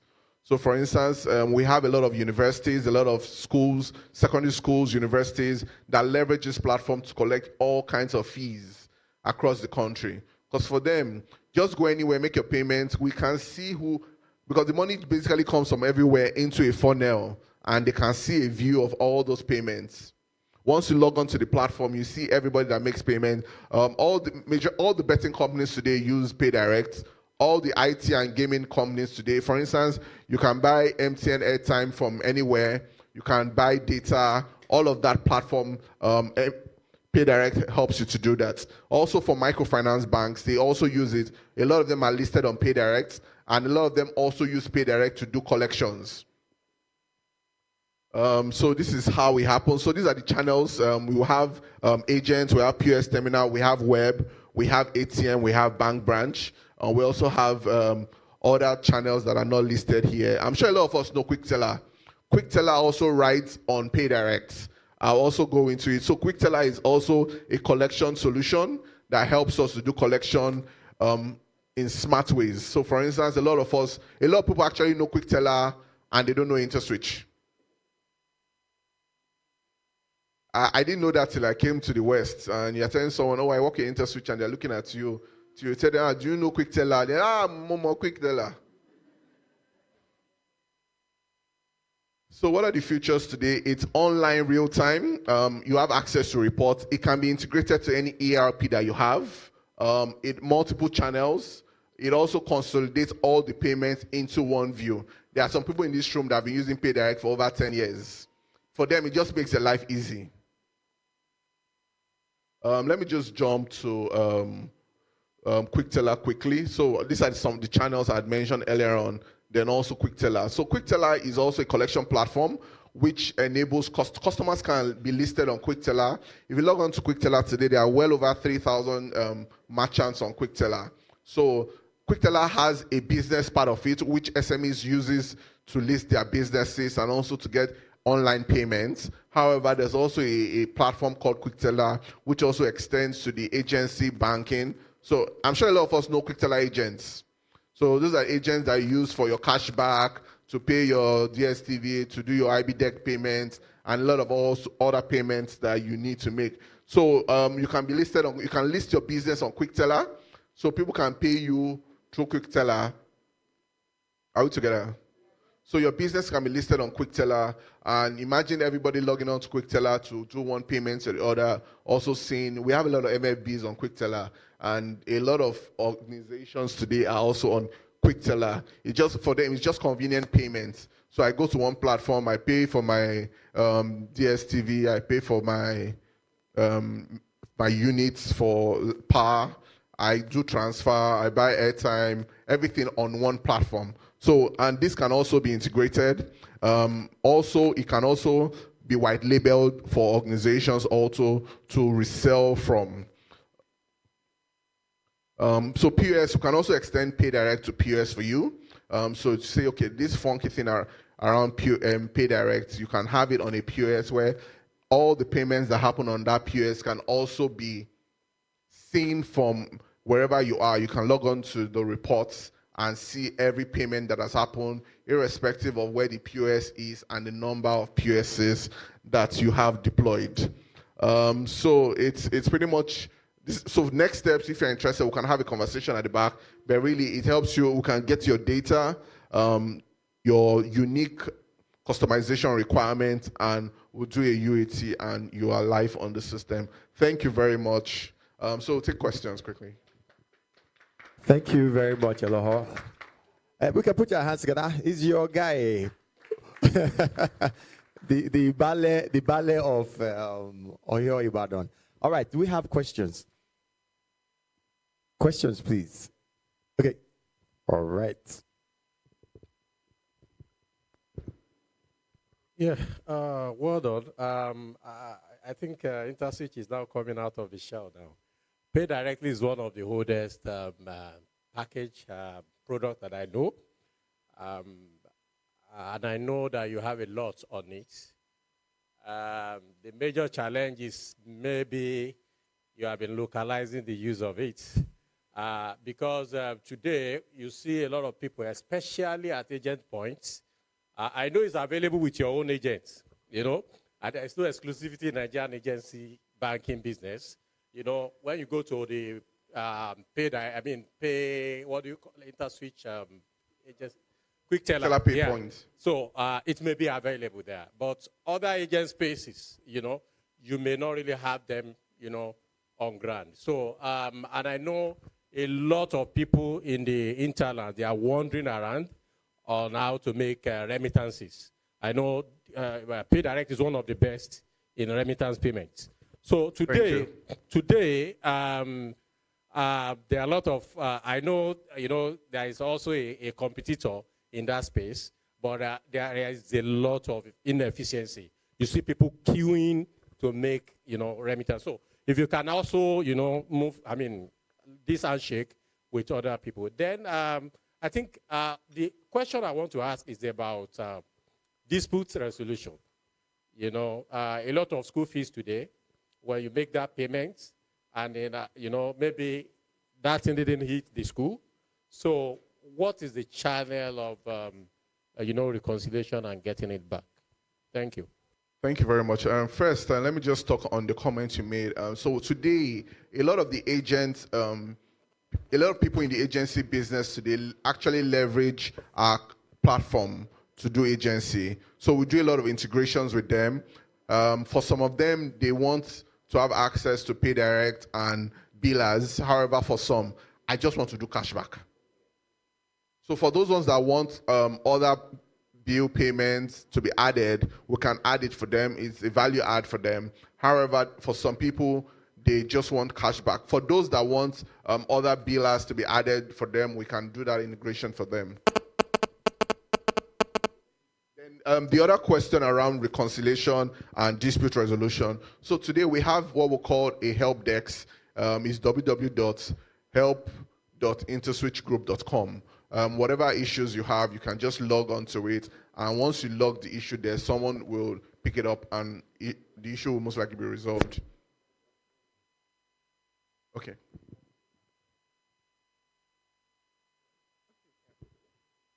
Okay, thank you, Elo. It's nice seeing you again. I think the solution is nice. For us, we have it. I mean, we've been onboarded for a couple of time now, but the issue is about the usage. I don't know if it is possible just to say that. Please, can you hear me now? Thank you. Maybe I can start again. So we've been onboarded for a while, and I was just saying the usage. So I don't know if this is the right platform, but I think that there should be a follow-up, okay, just to send that out to your team. We would like to get your team on ground so we can actually see how we can scale up the usage. Yeah, particularly at the ground level. Thank you. Can follow you to the office today. Thank you very much. My name is Adeleke. Actually, when Bale speaks like this, it's an auditor. Last time we met and discussed about this product, it was wonderful because our own bank is not based. We are learning about the microfinance bank. But it's not a concept of observation. As good as this product is, we are yet to get through. I'm just asking my colleague now, because like we have some cooperative society who are our customers, which I knew to be very good to happen to our members in making bulk payments. But since August, I'm just chatting with her. We don't know what exactly. I hope, just as the doctor said, you and your team find time to come down and make it for us to at least make it work. Iberi, do you want to answer? Okay, so we'll have a conversation after and close it. Okay, any other question? No question. Thank you. Thank you very much. Thank you very much, everyone. Thank you very much. Thank you very much, Eloho. I see your partners are very excited to have you. All right, so moving to the next conversation, and this might interest those of you that want to experience Interswitch in another way. So I'll be calling on Toby Aramire as he comes forward to make his presentation. Please, for those of you that could not scan, if you haven't scanned the QR codes that's on your table, maybe you do not have a scanner on your phone, because I had to download a scanner on mine. So if you don't have a scanner on your phone and you don't want to download, just indicate. We'll bring the forms for you to fill. You could just fill out the forms for us, okay? So, Ike, Dio, put your hands together for him, please. Thank you. Good afternoon. I think we are just approaching 12. So good afternoon, everyone. I hope our energy is still up. Yeah? Okay, so I'm happy to be here to be speaking to you about next level Interswitch product. My name is Aromire Oluwatobi, and I manage the application shared platform front-end processor business for Interswitch, popularly known as ASPFEP. And previously, sorry, 1 second. And I also wear my business development hat in Interswitch platform. So please pay attention to me, because this centered around our strategy for the microfinance banks. Yeah. So please follow me, and I'll take your questions after. I want to ask a leading question, and the question is, what is customer success to you? I want this to be ringing in your head while I walk through the presentation. Is it when your customers make money? Is it when you deliver new cutting-edge technology to your customers? Is it when you have no issues at all on your platform? Because, I mean, that could be success as well. What is customer success to you? For us at Interswitch, our success is your success, right? And how do we keep on delivering solutions, right, in line with the challenges that we've seen and the trends? How do we keep on delivering solutions that will make you successful? Because if you are successful, then we are successful. Right? And that's why we have not stopped since we started 20 years ago. Okay, so on my screen here, I don't know if you can see it, but what has influenced our decision, to come to you and speak to you about these platforms that we have deployed at Interswitch and are now extending as a service to customers that can't afford to own their own, right, are these challenges and these trends. I'll start with cost. Traditional core banking transformations are costly, right, and require significant technology and infrastructure cost. For people that own their core banking applications today, you know how expensive it is, first of all, and you know how much work goes into managing that system on a day-to-day. Another thing is control, right? Today we've seen that within the MFB, MFI ecosystem, those customers are asking for more control. I want to see more. I don't want to always come to Interswitch for everything. I don't want to always call Interswitch for everything. Give me more control, right? Give me less technology responsibility. I'm not a tech guy. I'm a banker, and I want more control. Another challenge that we've seen is automation. From middle office, front office, and back office, for people that are in operations here, you will know that the need for automation is paramount. Another one is competition, right? We are seeing fintechs now. So this person raised $10 million, that person raised $2 million, this person raised $1 million. They're coming for your business, right? Fintechs are targeting the businesses that the microfinance banks were designed to target, right? I mean, one fintech sitting in Lagos is opening an account for a customer that is in Ijebu. How? When Molus is there? Do you understand? So the competition is thick. Reconciliation, back office, that's a big deal. I was just speaking to a customer that said, sometimes he has to work throughout the weekend, to reconcile reports, right? So these are challenges that everyone here is familiar with. And these are some of the trends we've seen as well. The CBN is focusing highly on financial inclusion. There's this new increased capital requirement for MFBs, and if MFBs don't stand on their feet, they're going to be, okay, let me say that. There is, the CBN coming with the NAMBRIDS infrastructure to try and consolidate MLBs on the platform, all in the name of solving these problems. There's the advent of payment service banks now. This one PSB, that one PSB, this one PSB. They are still coming to play in the MLB space. And then there is fintech in banking that I already spoke about. So how are we trying to solve that at Interswitch? What is our plan for the microfinance sector to solve that? 3 years ago, we started a journey that we like to call the big picture.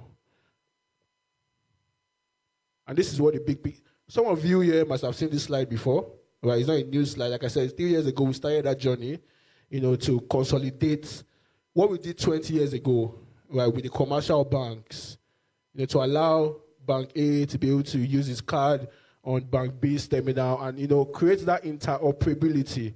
We are now trying to do it for the microfinance banks now, right? For those of you on ASPFEP, I think we have over 170 customers on ASPFEP. Imagine for a second that ecosystem, right, the customers can transact between themselves in that ecosystem. Let's even forget the commercial banks now. That is already a site to build, and that is our plan, with the big picture. So let me explain this slide a bit. The idea is to target these verticals: MFBs, MFIs, corporates, OFIs, fintechs, and large retailers. Targeting these verticals, we want them to be able to access through these digital banking channels, ATMs, USSD, mobile, POS. We want them to be able to access our digital banking application. Right? We don't like to call it core banking because it is more than that. Calling it core banking is simplifying it. So it is more than that. So our digital banking application, we want these target verticals to access through these channels our digital banking applications and all Interswitch payment services that some of my colleagues have spoken about and some will still speak about. I know Innocent has spoken about lending, Elo has spoken about collections and disbursement, but we want integration.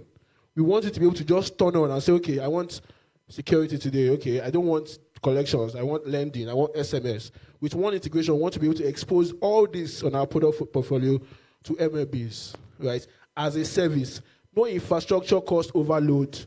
No, you're not tech people per se. You are bankers first, right? And we want you to be able to focus on banking while we do the tech stuff, right? Because that's our bread and butter, right? So I'll just drill into the first one, which is the digital banking application. And what's this saying? I said calling it core banking is simplifying it, and that is basically it. As a digital banking platform, it gives you that capability first that core banking gives you, which is teller management, account management, GL, and all that basic functions that core banking does today. Now, we've not layered APIs on it. 400 plus ready APIs that allows for third-party integrations. Right, so you want to integrate into an insurance company, you want to integrate into FIS, you want to integrate into that and this. There are APIs for that. Even up onto fraud and AML tools, customer support tools, there are APIs ready for that. Sorry, there are APIs for that, and also the sweet part is customers can now access. Why is this happening in my presentation? Because everyone will be talking smoothly, sis. Please, oh.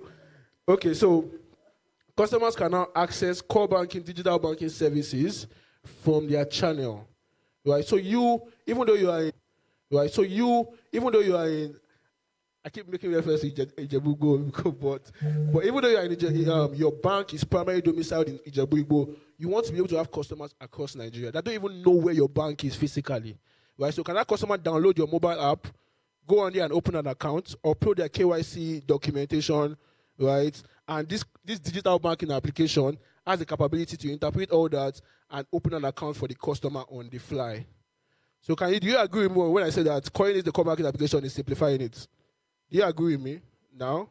Okay, thank you. It also has the capability to host wallets, right? So Kubernetes, if you decide to put your digital banking wallets on it now, you can as well do that, right? So that's back to another one that we have simplified for the microfinance sector is our Interswitch security as a service solution. So today is a big deal. Fraud is a big deal. As we grow, as we innovate, the other part of it is someone using your card details to do a $6,000 transaction in South Africa, right? Is that fraud? That's the exposure, right? And now are we as Interswitch, are we defending you and your customers as well? Again, in that customer success mindset, how are we planning to defend you? Is with this fraud prevention tool. So it's an AI and machine learning tool that is intelligent enough to track your customers' behavior over time. Right? And if you see something that is abruptly different, customer that every day, 5K, 2K, 3K, one time the customer just came to withdraw 500K. To ask him questions, I wish I didn't do you understand? So it has that intelligence to be able to spot fraud before it happens. Right? It's connected to our ASPFP today, right? And some of the Interswitch tools that we use to defend fraud. So if it's something that you want as well, this is something that you can look at.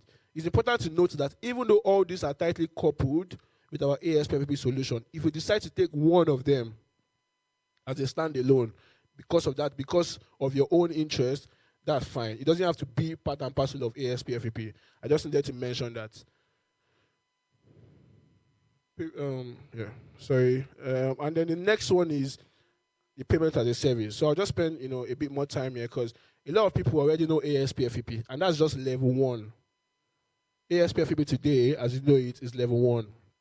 We've started a program now to have level 2 and level 3 layered on ASPFP. Today, this platform allows you to issue cards as an MFB. Nicholson has spoken about fintechs issuing cards, but as an MFB, you have the license, you have the regulatory backing to issue cards, right? But you want to go and buy a full card management system and host in your environment and have to manage it. No, you don't want to, right? So we have something that is shared sitting here in Interswitch. Interswitch is taking all the responsibility of managing that system on a daily, right? And we connect it, we give you access to connect to it over the network, right? So, and when you come on board this platform, you have access to other Interswitch offerings like PayDirect, AutoPay, USSD, Quick Teller, ATM driving, POS driving, amongst other things. This is phase 1. Remember I mentioned that we have activated 2 new levels. So the next level is what we like to call our Interswitch Digital Payment Hub. So for ASFB customers, a lot of the customers on that platform don't have visibility into how they are performing, from an ATM standpoint, from a transaction standpoint. So what have we done in level 2 is to give you more control, more access, right? By layering this platform for you to monitor your transactions and see how you monitor transactions, monitor your channels, your ATM, which ones are up, which ones are down. Monitor your POS, see your transaction volumes over time. You can even compare for your position with other customers on our platform. What position are you in terms of transaction volume, in terms of ATM withdrawal? You can see that as well. And then interchange monitoring as well. So you are connected to Interswitch from your core banking over an interchange. And sometimes transactions fail because an interchange is down. It might be from Interswitch, it might be from your Cisco switch in your bank. You can detect and even get notified from this platform that an interchange is down. You need to restart it or contact the Interswitch. So this gives you that visibility. You can then now begin to make more informed decisions as a bank. So this is phase 2. And phase 3 is the Interswitch payments as a service. And this now comes with API capabilities. Today we've seen, before it used to be a theory, open banking. But now the regulatory body, CBN, has gone ahead to release a paper on open banking framework. So it is here. It is here, and fintechs are picking it up this fast. So how do we as MFBs, how do we scale up and begin to play in that open banking space as well? Because that's the future.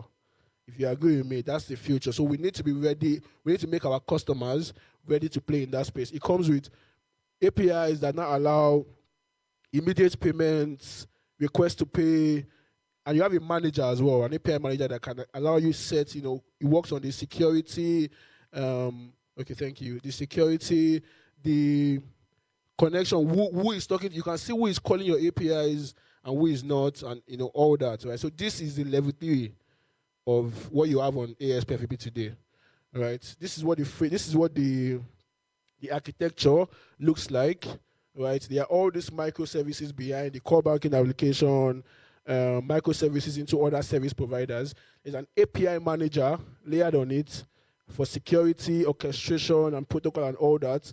And then there is the API gateway. So maybe from your mobile app today, your mobile app doesn't speak directly to ASPFP. It talks to your core banking application. But with this now, we can bring in your mobile app into the play and then give access to service providers. So you can expose services from billers, from insurance companies, from sport betting companies, from your mobile app using this platform, right? So that is what this phase 3 is bringing to you. Finally, our Interswitch Recon as a service solution, which is the last one. Right? This is a major problem that we have seen in the market.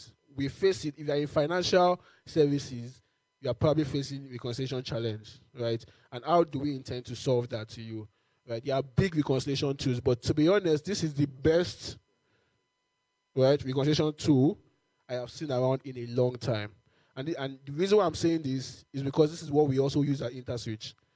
And you agree with me that if a reconciliation tool is working effectively at Interswitch, with all the switches and all the integrations that we have to banks and fintechs alike, if it's working effectively, you can be sure that whatever volumes that you have, is child's play, right? So this is going to solve that problem for you effectively. It will, no matter the format in which the reports are coming from, right? This solution interprets that. It compares the reports that you want to reconcile. If there are exceptions, it has an exception management tool that then now allows human interference. Right? This is something that is done in 5 minutes. Reconciliation is done. Right? In cases where there are exceptions, that's when an actual human being will now come in and say, okay, what is going on? And then either approve or reject. Right? But then it is purely automated. The reports are uploaded. It picks it up from that that secured platform, and it reconciles it end to end. Right? Some of the challenges that we've seen, like I said, the reconciliation is too manual. Data is available in multiple systems and formats. There's a complex process involved in recon, and specialist training is required. You can't just put out an advert and say, I'm looking for someone to come and join my reconciliation team. Training needs to go into it, right? So you can avoid all this, right, by automating it, and that is what the solution does. And you don't have to now, imagine you're on ASPFEP. today, you're getting your report from us through Extra Switch, right? You come on board our digital banking solution, right? Which of course is going to also generate its own report from a core banking standpoint, right? Then you are good because you don't need to wait for any uploading or anything. Interswitch just goes to ASPFP, picks the report, goes to the core banking application, picks the report, reconciles, and gives you the final output. So it just makes perfect sense, to come on board this with us, right? So as far as Interswitch platforms are concerned, for microfinance banks, you can speak to me about it. We are happy to give you everything, right? And you can also take one out of the deck. So yeah, thank you. That will be the end of my first Thank you presentation. very much, Toby. Thank you very much. Thank you. So, okay, we can take like 2 questions. Any questions, please? Okay, the question in front. Okay, another question. I'm coming to you. All right, thank you very much. I think for us, it's a brilliant solution.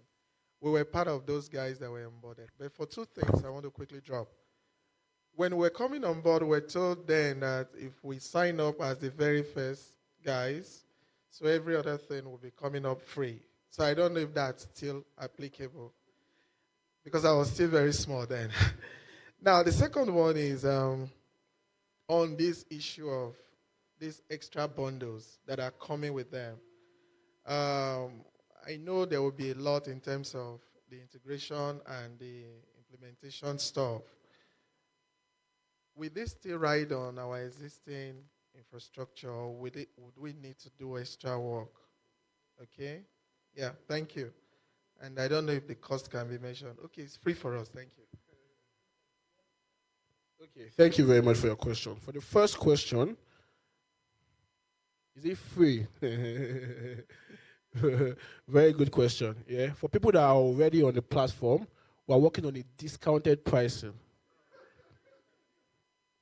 And, I say this because, you agree with me that a lot of work goes into developing solutions like this. Right? A lot of work goes into it. And, it's easy for us to, say, okay, you're already on the platform, take it for free, right? But then that's just taking out months of work, without. So for people that are already on the platform, believe me, you're going to get the best price in the market, right? For new customers, we'll discuss, right? But it is, to answer that question, is not. It's not free. The second question around if there are extra integrations needed. Again, like I said, if you have any external systems, for example, the Recon as a service tool, if you have any external systems that you need us to pick reports from, then that integration needs to be done, right? However, for example, if you're already on ASPFEP, you're on our digital banking solution, and those are the reports that you want to marry the report from Extra Switch to the report from your core banking application, right? You don't need any other extra integration because the systems that we are picking the reports from are already at Interswitch. So I don't know if that answers your question. Okay, so another question. Okay, sorry. You already have the mic. Yeah, all right. Thank you, sir. Thank you very much, Mr. Oluwatobi. Thank you. And let me say that this is the area that I've been waiting for. And in our bank, because my name is Oyewale Abiodun from Omiye Microfinance Bank, we've approached Interswitch as far as mobile banking is concerned. But the problem we're having with this is the connection between Interswitch and our core banking, because we are making use of Bank One, and we're having a lot of challenges. We're having challenges on Bank One, and from what you just said now, are you telling us that digital banking application, Interswitch digital banking application, can be used as our let me say our core banking platform? Like if we don't want to do it our core banking vendor again, I want to switch to Interswitch digital banking application. So can we easily do that? Yes. That's a straight answer to that question. I believe in, we believe at Interswitch, and it all stems from our GMD, Mitchell Legbe, that, live and let's live, right? I wouldn't want to take business from another man, right? But if your decision is because of the teething issues you are having today, with your current mobile banking solution, if your decision is to come on board the Interswitch platform to allow for seamless integration, yes, You can do that 100%, and it is even going to be better for you because everything now sits in the same environment. So you don't have to call 2 people, just 1 person. You just have to call Nephi. You have to call 5 people. Yeah. So please. Thank you very much. Well, beautiful report. Why I'm so much concerned about the reconciliation, because in banking, when you have so many views, so many blah blah blah entries, blah blah blah, you won't know how big they are. When there's a problem in reconciliation, there's no you know how it becomes an headache. But this is your product now, since it will be automated, beautiful. But how soon will it be available and training? Over the time I first my colleague level on reconciliation, this thing is good, auto pay, direct pay, direct pay, POS. Actually, recently I have to fight Stanbic up to the high level. Look, why are we banking with you? If you have a problem, you cannot provide solution to it. Because I don't believe having a bank without any solution. Why am I with you? But what I'm saying in the sense that, because that's very key. Just recently, I've just gotten the message on POS settlement. All along, the match of settlement into a particular one, which I found extremely difficult. So I'm just to say, just to please make it as quick as possible to get to us that are already on your platform. Thank you. Thank you very much. Thank you. So how quickly is it available? Is it already available was the first question? Yes, it is already available. Like I said, we are using it at Interswitch, right? But because we've tried to position it to a couple of customers to own the solution, right? And the feedback from the market was no, and we've seen that. That's why we did the model for ASP, FAP, IBAS, and the rest, right? So the model we're trying to now roll out is the shared platform, the Interswitch Recon as a service, where you can just connect to it over an internet, and that's what we're trying to roll out. It's available already. Once you roll that, I will get your contact. And anyone else that is interested, I can come to you directly or through the wonderful account management team that we have in Ibadan, right? For this particular solution, we walk you through. The training is available as well. We are working with a partner for that particular solution out of India. So the training is available. We can walk you through the processes of coming on board, and then we can just bring you on board. But it's available already. We are using it at Interswitch. So yeah, are there any other questions before I? Okay, we'll take it after. So thank you very much. All right. Thank you very much, Toby. Thank you. Put your hands together for Toby. Thank you very much. Wow, it's been a lot, right? You guys have heard a lot, and there's still more. Interswitch never stops, and we have so much more to share with you. Like I said before, or the theme of this event, accelerating growth and profitability. I'm sure you can see most of the solutions that we provided so far stands out to distinguish your business in the industry. We're looking beyond just giving you products for cost sake, or for pricing sake, or just to make gain. For those who have been asking that how much. What we're doing really is we want to bring collaborative solutions to you to help you leverage, to help you become better and leverage with technology to win. There's something that I've been saying recently. It just came into my head, and it's like, if you are a business, if you are an OFI, a fintech, a microfinance bank, or even an idea, and you need technology to fly, Interswitch will give you wings, and that's what we're here for. So in lieu of that, would go into... Okay. All right, so we'll go to the next item on... All right. Yes, we've been doing a lot of talking. It's about time for us to celebrate our partners, right? You guys have been wonderful. Everybody here today, put your hands together for yourselves. Everybody here today has been a significant part of what Interswitch is doing in the Southwest region. I mean, Elo was saying that people did not know Interswitch, but they knew QuickTeller. It only points out that our products are out there and they're making a difference. They're making a difference. So our words, our actions, our initiatives are going out there and it's making a change. All right. So to give out these awards with me, I'd like to call on my favorite group head of the Southwest region, Tunji Ashiru. Please, can you join me? Um, please, can we have the awards? Hmm? Can we? Okay, all right. Let me. Okay. All right. So I'll be calling the names of these 10 selected partners of ours.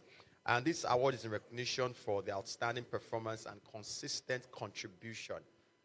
Outstanding performance and consistent contribution. Okay.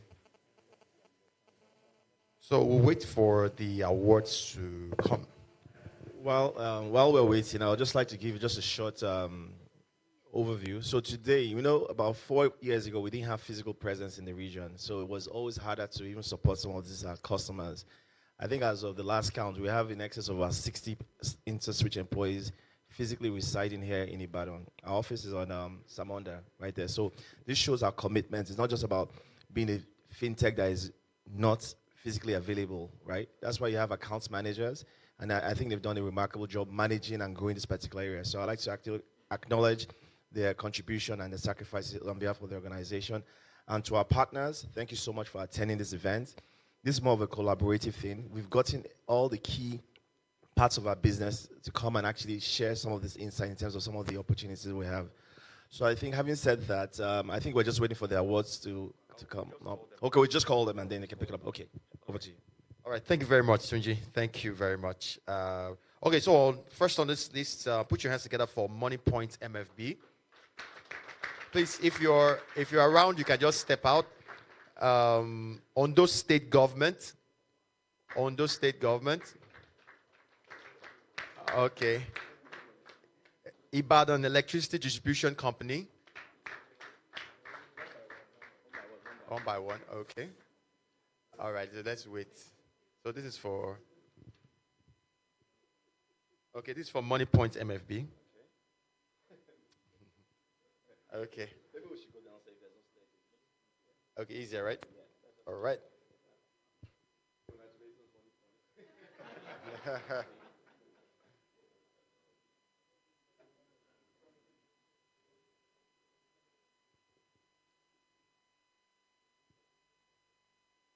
Congratulations, Money Point.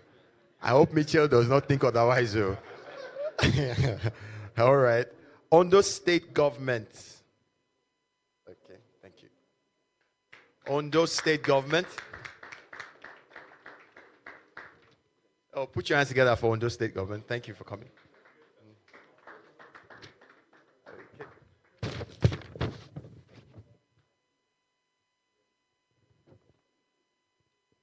All right. Ibadan Electricity Distribution Company. Put your hands together. Keep it rolling. Keep it rolling. It's coming. They're bringing it. They're bringing it. Please, yes, sir. Nice jacket, sir. Okay, there you go. Yes, sir. Thank you for your contribution.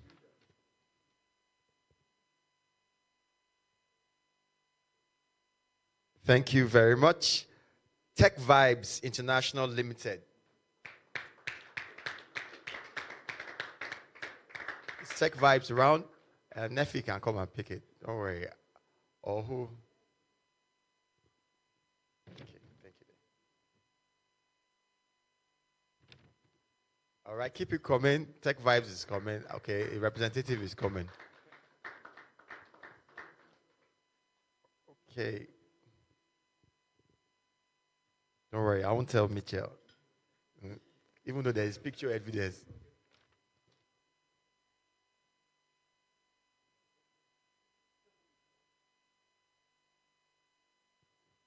All right. Thank you very much. Capital Sage Technology Limited. Capital Sage. Is Capital Sage around? Okay, Capital Sage is around.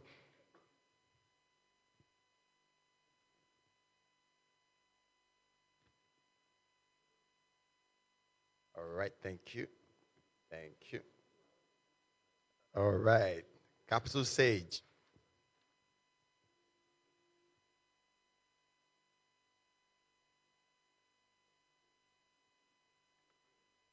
All right. So, Ekiti State Government. Ekiti State Government.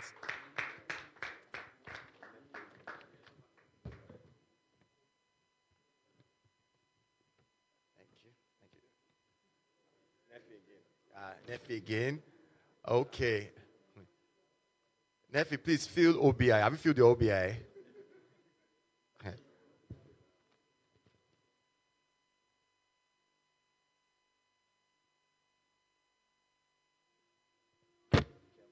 All right, thank you.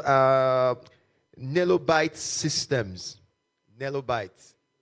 Nelobite Systems.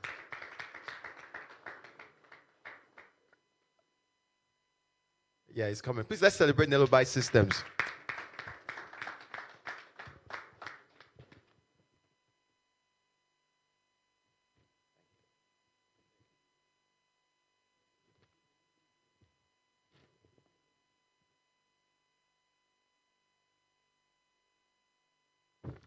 Thanks for coming. Thank you for your contribution. Okay, Kwara State Government. Kwara State Government.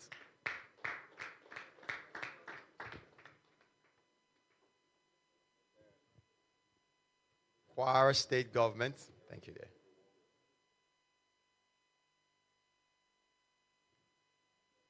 Okay, so can we have a representative for Kwara State Government? Is there Barry coming? I think by the time we're done today, Tunji, HR will have to call you. All your staff have other business interests. Mm. All right, thank you very much.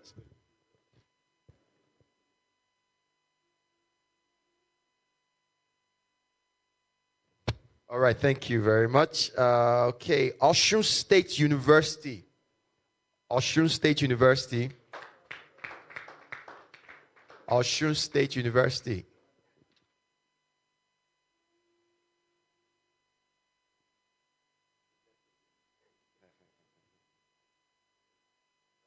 All right, thank you. Nefi, how many businesses do you own?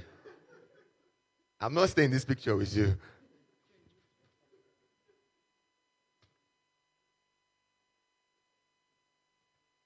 All right, thank you, thank you. And one more, Afe Babalola University, Ado Ekiti. Afe Babalola University, Ado Ekiti. Wait, were you involved in this ASU drama?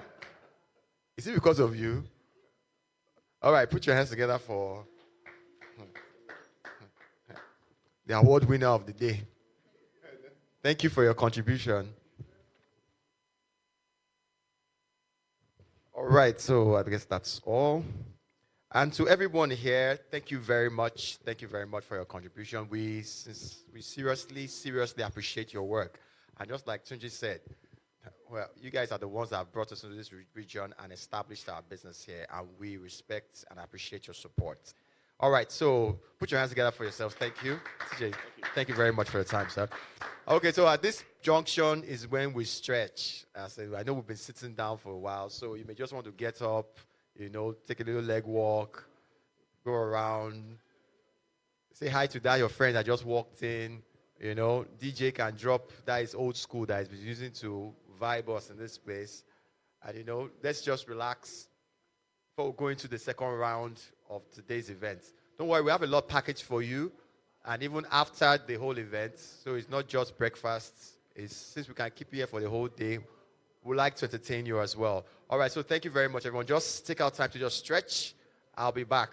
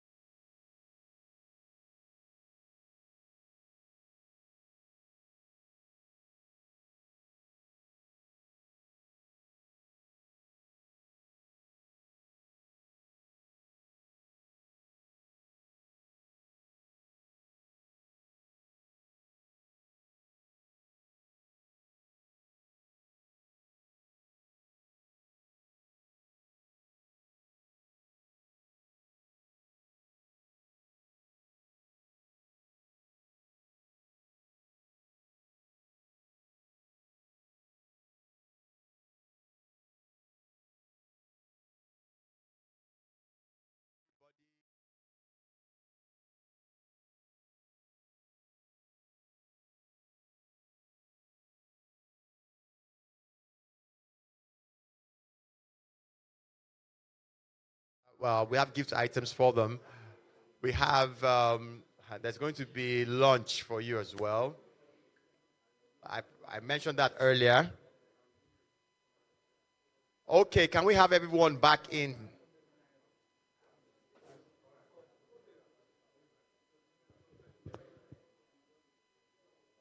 Everyone outside, please come back in. I guess we've stretched our legs enough.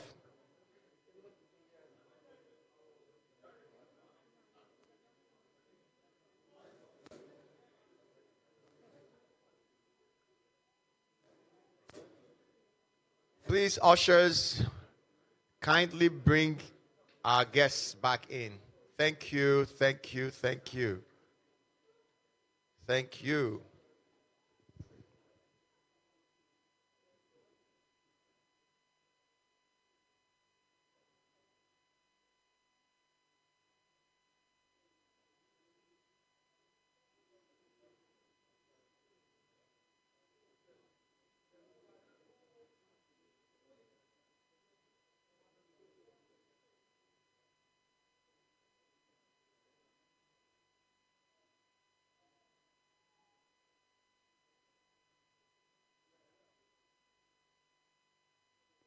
All right, while we settle in, if you have not scanned the QR code on your table, kindly do so. And if you require a form, if you do not have a QR scanner, kindly indicate as well. Okay. Oh, they've not brought the form to you yet. Dio. Excuse me, Dio. The forms, please. Can we have the forms on every table? For the QR, can we have the forms on every table? Please, someone's coming to you, please.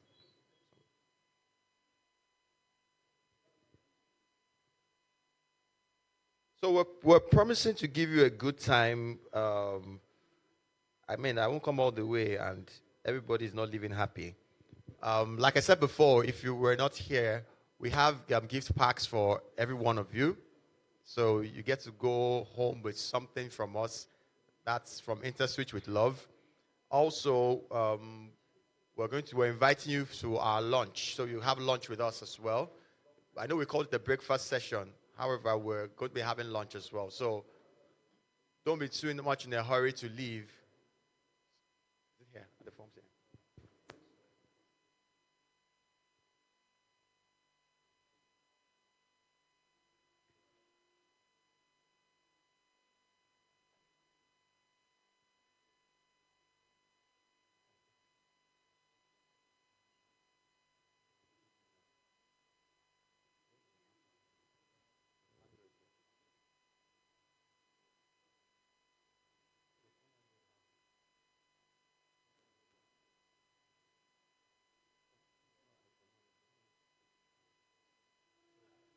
Okay. All right. While we're waiting for the forms, innovation comes every day.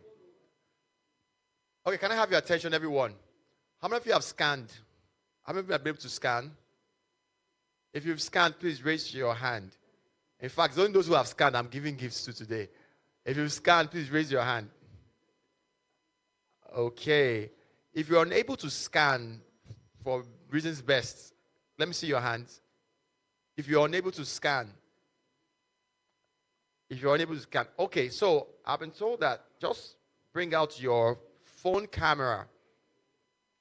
And do you have this on your table? So bring out your phone camera and just put it over. Yes. Turn on your camera like you're about to do a video. Just turn on your camera and put it over. I think it will pick it. Is that working for you? Let's do UAT now before we go into production. This is UAT. Is it working for you? Did it work, sir? Okay. So I'm getting my PAC signed very soon because UAT is successful.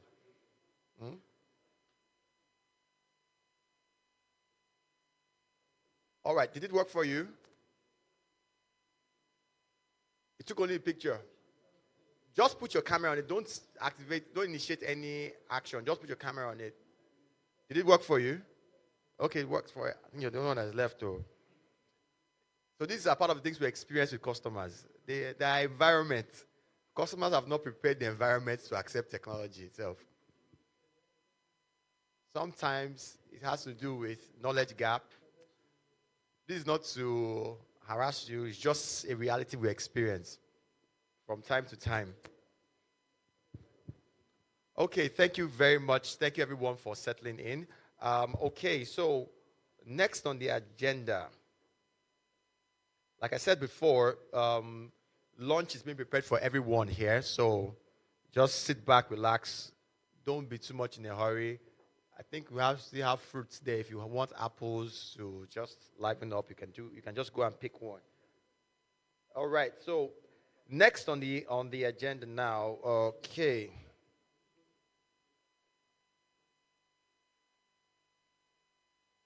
All right. So I'll be calling on one of my colleagues as well.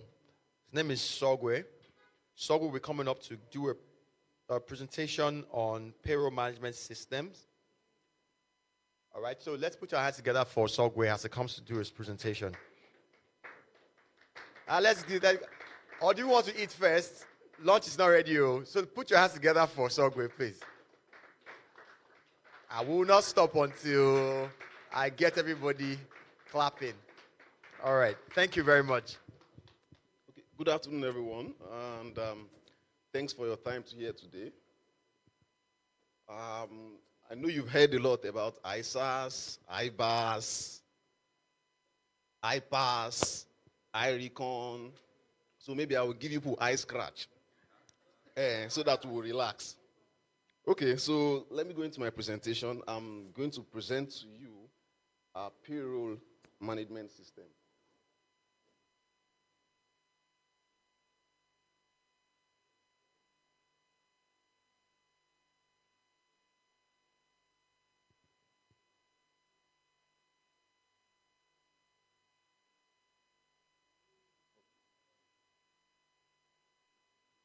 Okay, that's good.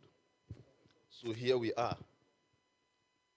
I don't know if anyone has heard or has gotten a report when salary is paid from an employee to say, I've been underpaid or overpaid, for whatsoever reason this may be.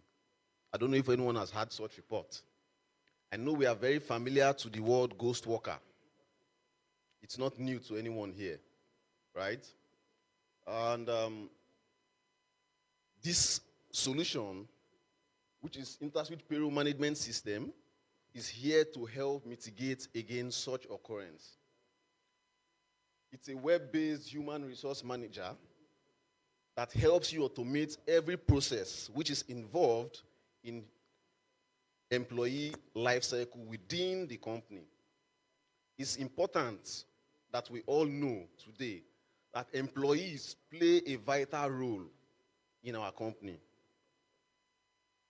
It's also good to know that if you manage their information properly, it will help them become productive. They will not need to run around for certain information because it's just there for them, right? So today we are presenting to you our payroll management solution. It's web-based. Again, I emphasize web-based because you don't need to install any solution. You don't need to install anything. You just go to the link and browse to your solution, to the web, to the payroll management solution. Now we have this component of our payroll system. We have the payroll itself. We have the HR manager. We have the expense management. We have biometrics. We have pension manager. These are components of our payroll management system that we are bringing to the markets today to introduce to everyone. I'm sure we've heard about this. Last year I was here. I know some familiar faces, right? So this should not be new. Okay, so speaking to our HR manager, I mentioned a scenario whereby employees are either under or overpaid. And why will this happen? The HR manager's work on his own is to pick up every employee coming into the company, every new recruit coming into the company, follow due process in onboarding the employee and helping the employee settle directly into the system. A payroll manager on his own end is just meant to process payments, regardless of what payment that is. So you will see cases whereby people have problems because the payroll manager is not communicating with the HR manager. So there's that gap in between. So Interswitch has come to say, oh, you don't even need to communicate. During the onboarding process, anything that is placed into the system is what flows to the payroll manager on his own. So the payroll manager does not need to engage with the HR manager for any purpose, right? And that is how the system works. It's seamless. You don't need anyone interfering with anything. It provides everyone with a controlled window, a controlled environment. Every employee of the organization has access to this system and can make certain updates. Yes, making updates, there are restrictions because update must be approved. You can't come to me and tell me today that you are a PhD holder and I cannot see your evidence. So if I'm going to update the system to say I'm a PhD holder, I need to provide evidence. Someone needs to approve what I've updated. That's how this works today. For the expense management, everything, all expenses within the organization comes from the payroll.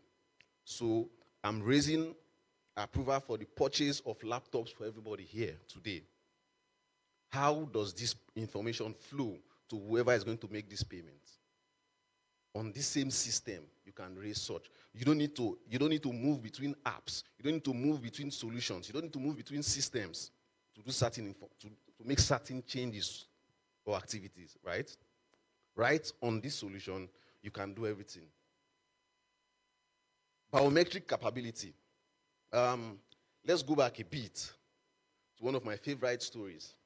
In 1903, right, there was this case, a criminal case of Will West and William West. William West was incarcerated for murder. Will West was brought in to the same jail for similar case. And as soon as they brought him there, they looked at him and said, this Will West you are bringing is inside already now. What's going on here? They said it's not possible. So they went inside, brought out William West, who has been incarcerated for murder. Standing by each other, they saw the same features. Them head bones, facials. Maybe the difference would have just been their height for a bit. But in the long run, they realized the William West, who was incarcerated, was for a wrong reason. It was supposed to be Will West. How did all this happen? Because there was no form of biometrics at the time. So this bettered the biometrics we are all enjoying today.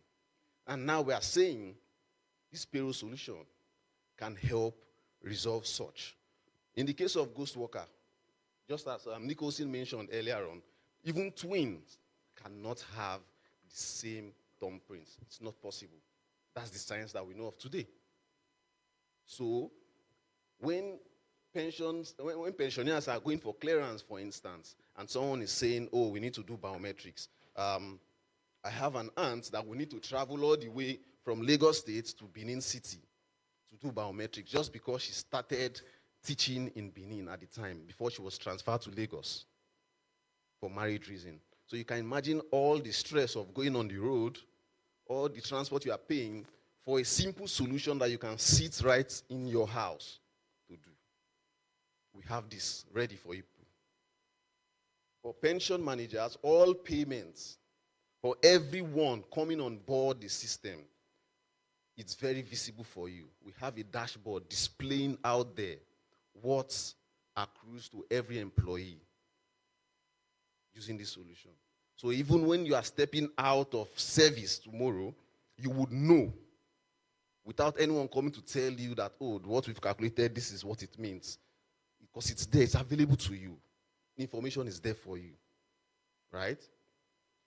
Then here comes our payroll itself, where you can process salaries, leave allowance, and every form of payment that you need to make using the system.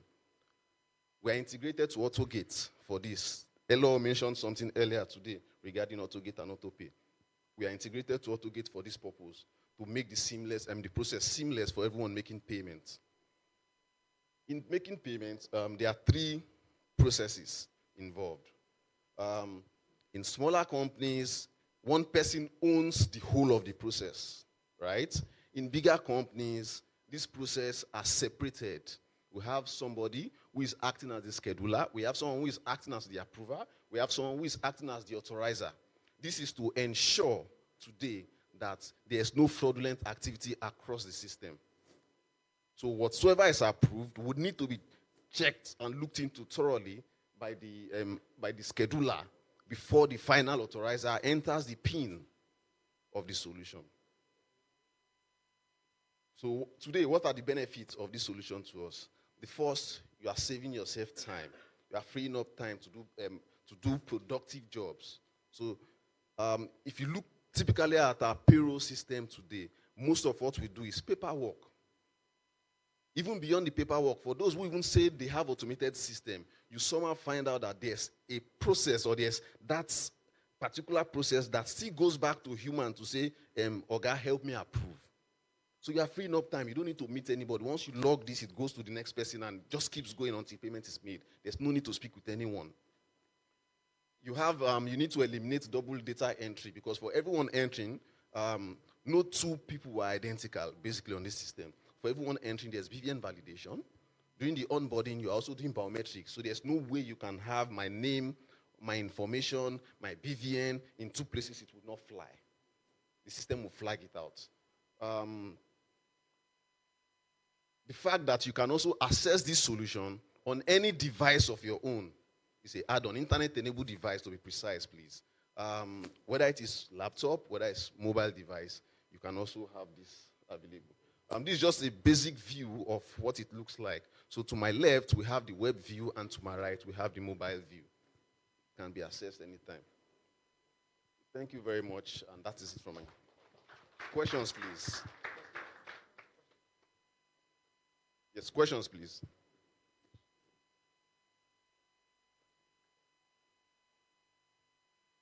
Questions.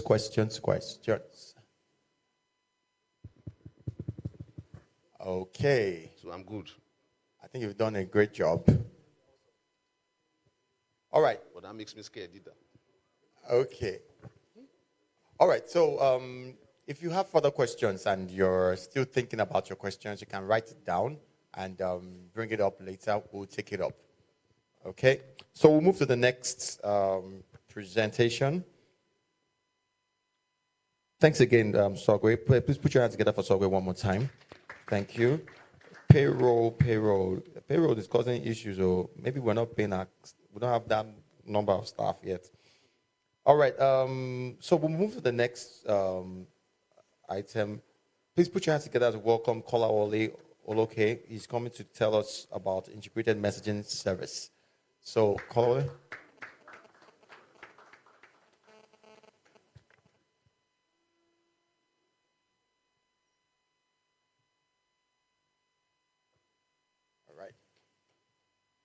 Yeah, thank you very much, Nicholson. Good afternoon, everyone. My name is Kolawole Oloke. I'm a business manager in Interswitch. And today I'll be making a presentation on the Interswitch messaging services. Sorry, can I get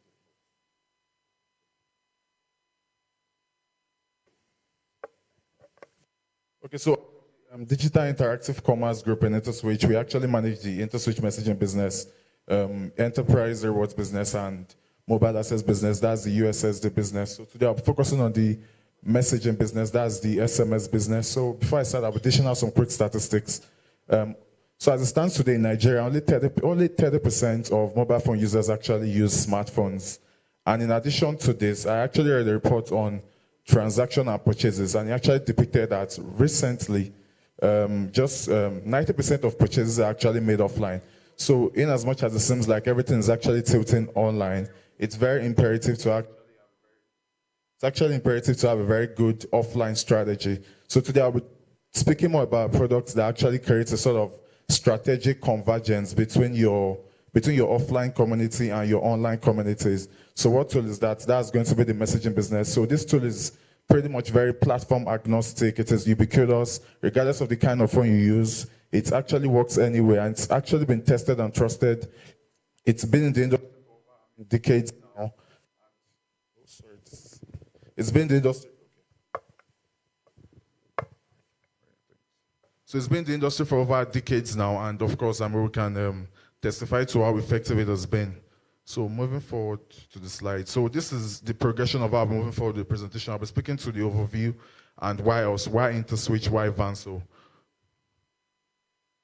So SMS and Interswitch is actually managed by an entity called Vanso. That's Value Added Network Solutions. So we're actually licensed by the NCC to provision these services. We provision transactional services, promotional services to different kind of customer segments, microfinance banks, fintechs, commercial banks. The biggest players, the biggest segment industry today, and this is basically, application to phone messages. So, all of us today, you get debit credit alerts, you get different kind of campaign messages on your phone.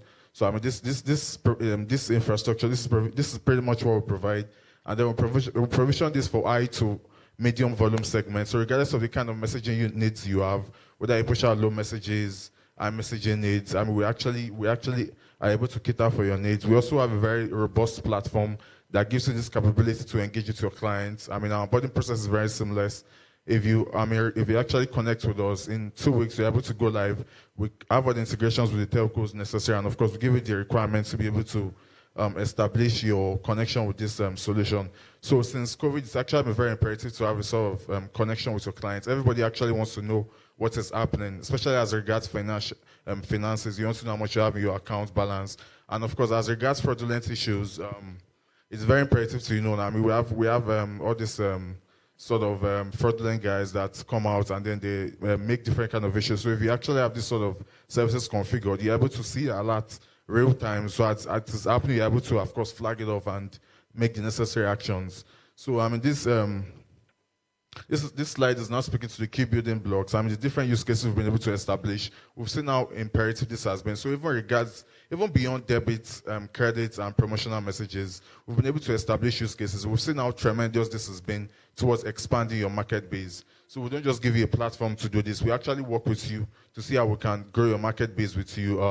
Like I said, this platform is ubiquitous. So regardless of your customer segment, whether they are smartphone users, not smartphone users, you're able to receive these messages because they are SMS. So we're able to work with you to see how we can, expand it, grow, work with you to create these different use cases. And of course, we also provision reporting dashboard. Our platform is very robust. It's layered via we have HTTP protocol. We also have SMPP, and we have all the necessary APIs required to provision you in the major different program languages stack. And also, we're able to connect to APIs. We're able to give you our APIs to connect. A very seamless integration. So, if you come on board with us, we actually we also have the best delivery. So, of course, that can be attested from the telcos. MTN has largest market share in the industry today, over 60%. So, if you actually reach out to them to say, okay, you want to start using messaging services, they mostly refer these clients to us because of our our experience with this. So like I stated earlier, we actually have over a decade experience in this. We know what it takes to be in this industry, and we've worked with different players. And of course, we're willing to work with your business to see how we can grow with you. So moving forward with this presentation. Okay, so this slide just speaks briefly to our platform capabilities. So you can see here it's scalability. So scalability is saying, regardless of your number of users, regardless of the number of users you have, we're able to onboard you.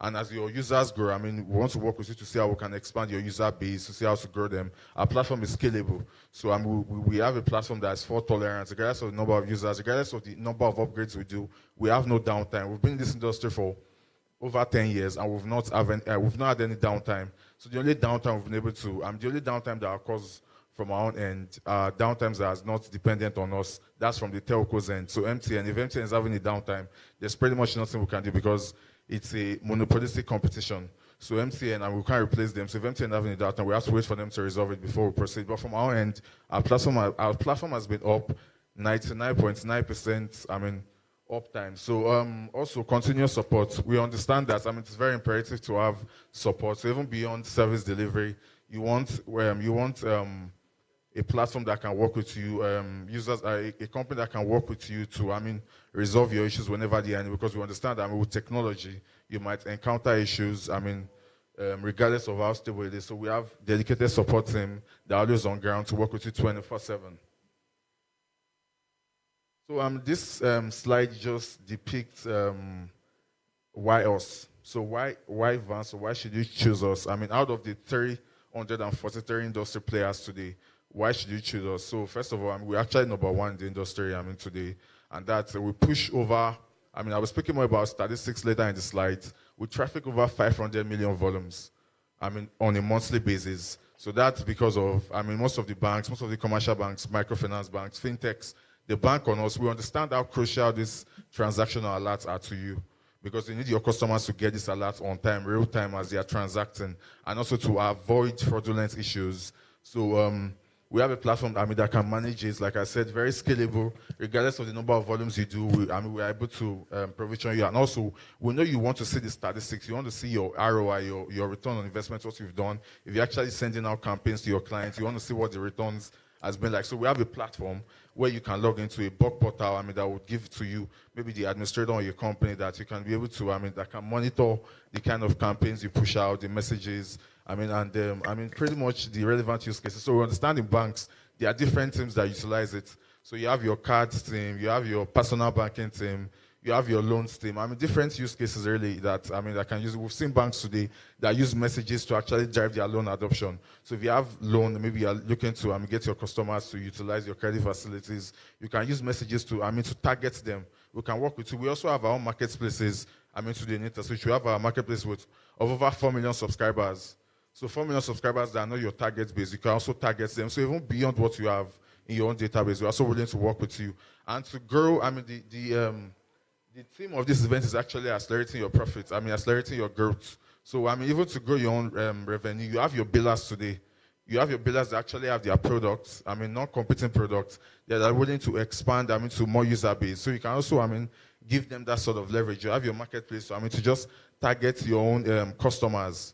So even MFBs, you're a marketplace really. So you can just, create that sort of intersection between your billers and your customers to advertise their non-competing products, to see how they can also grow. So it's a win-win for you.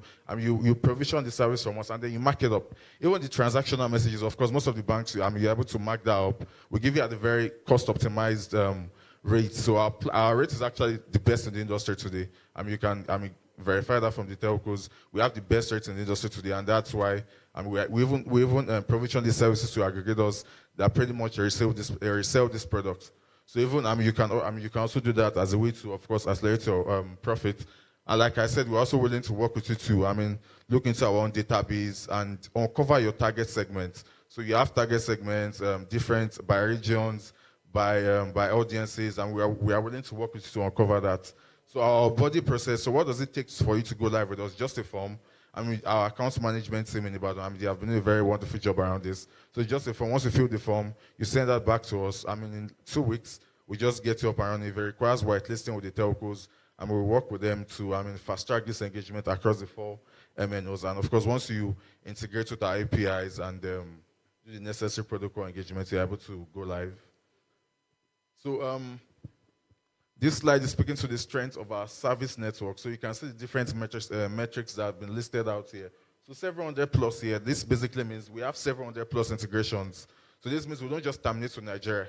We terminate beyond Nigeria. Everywhere in the world we are covered. So you understand that you have customers that travel beyond Nigeria, and of course they have their messaging needs. They want to see their transactional and promotional alerts. So we have these connections. We have you covered. Several hundred plus. We have 4 in Nigeria. So this goes to show that we have everywhere covered. So we have 157 countries. So we cover 157 countries today in the world. So regardless of where your customers are, we have suppliers that are there. If we are not there directly, we are there indirectly. We have suppliers that we actually route traffic through that are able to terminate these messages successfully. So 500 million is speaking to our average volumes. So that's a market leader the volume. So we traffic 500 million volumes, commercial banks, for microfinance banks, different industry segments, and we're able to support you. And 19 plus, they're speaking to the number of industry segments we cover. So insurance, microfinance bank, other financial banks. Any segment that actually matters to you as I mean, as a customer, we actually have that covered. And of course, like I said, we have dedicated team that are actually willing to work with you to ensure that whenever there are issues, we resolve them timely.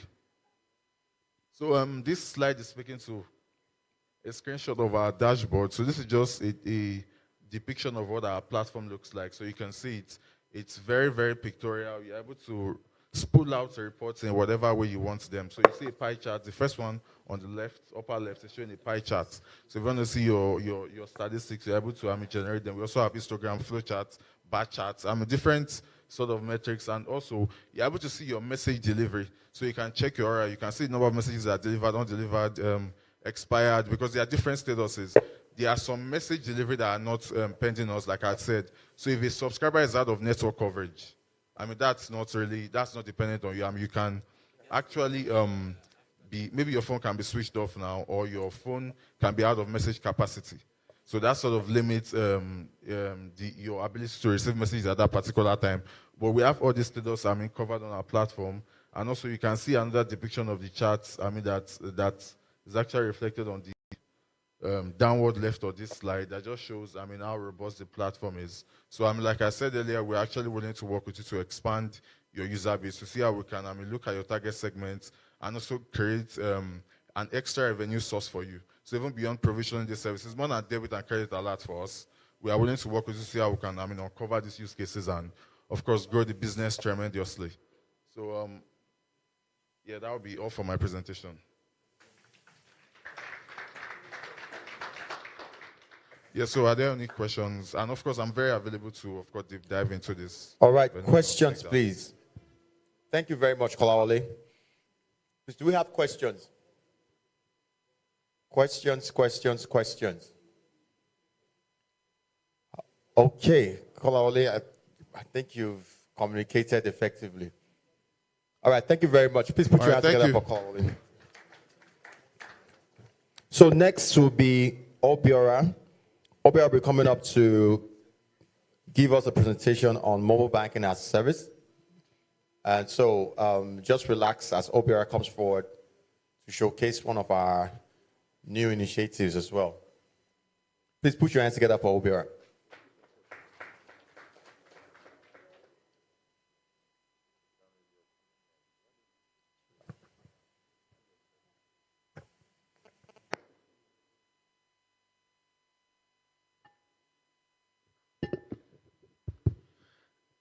Okay, good afternoon, everyone. Once again, thank you for making our time to join us today. So I know we have bombarded you with loads of information, different terminologies. So I promise to slow it down on the amount of information I'll be providing us, but I ensure that I get to the meat of the matter. Okay, so my name is Obiora. 10, 15 years ago, I don't know if anyone here could have imagined that digital and mobile applications and solutions will become mainstream to the extent that our lives would revolve around them. I don't want to believe anyone here would have imagined that, unless, of course, you're very visionary and perceptive.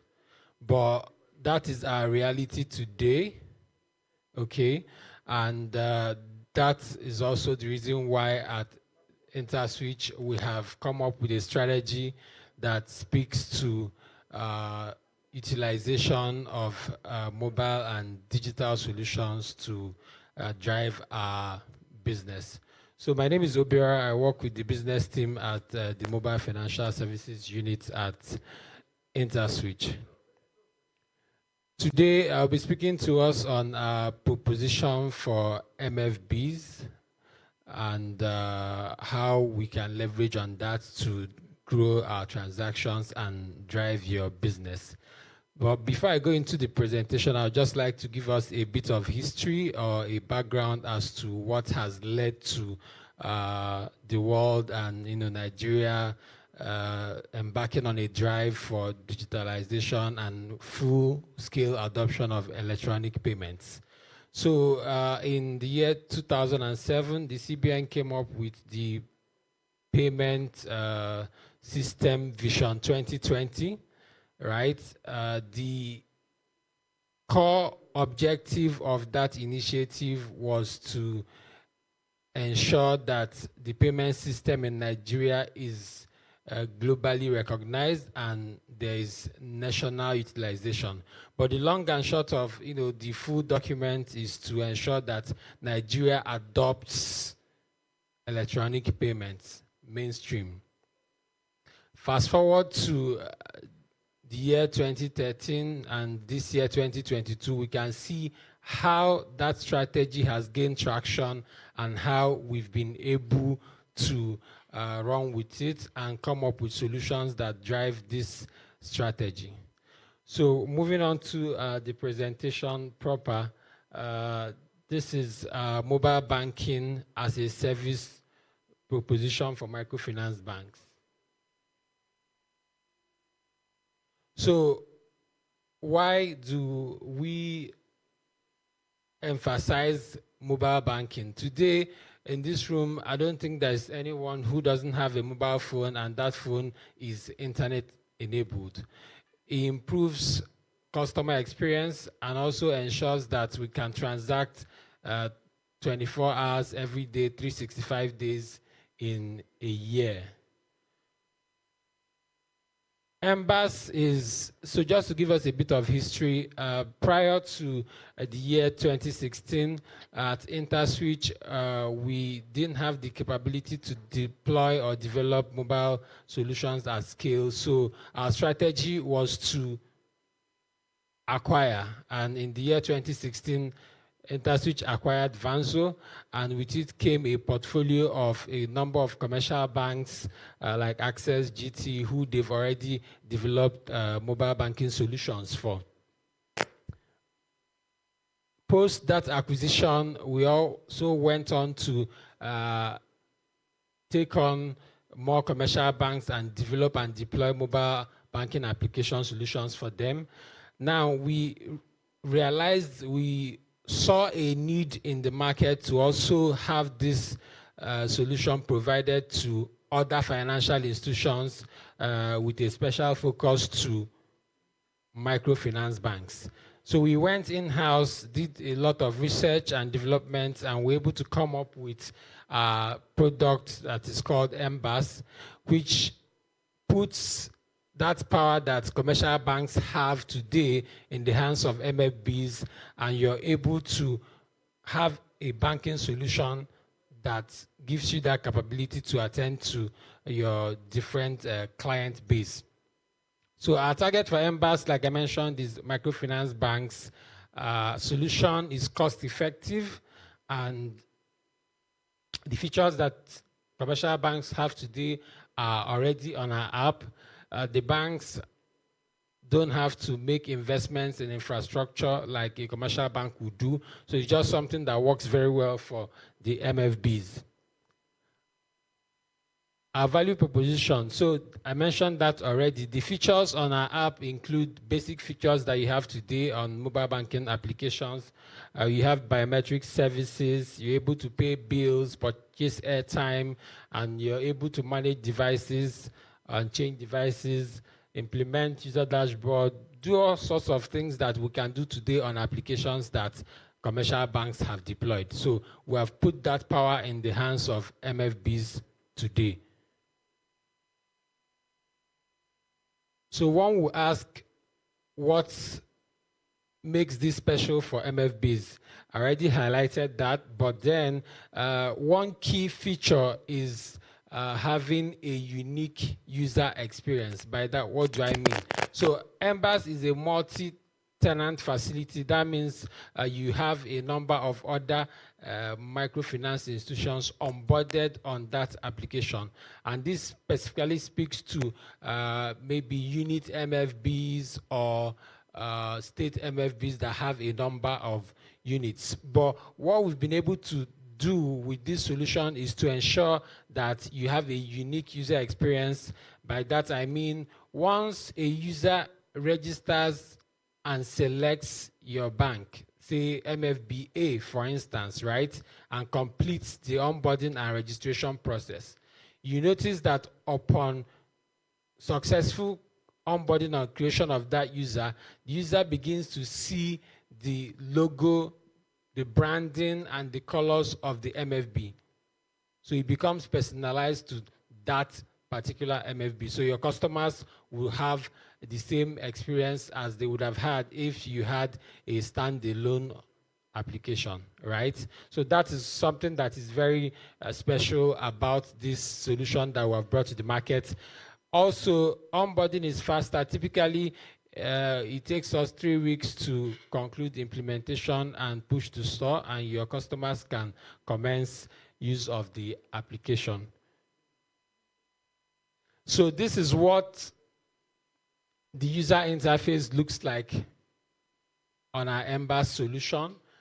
You can see the landing page, that's the dashboard with the account, transaction history, and the UI is very warm and interactive.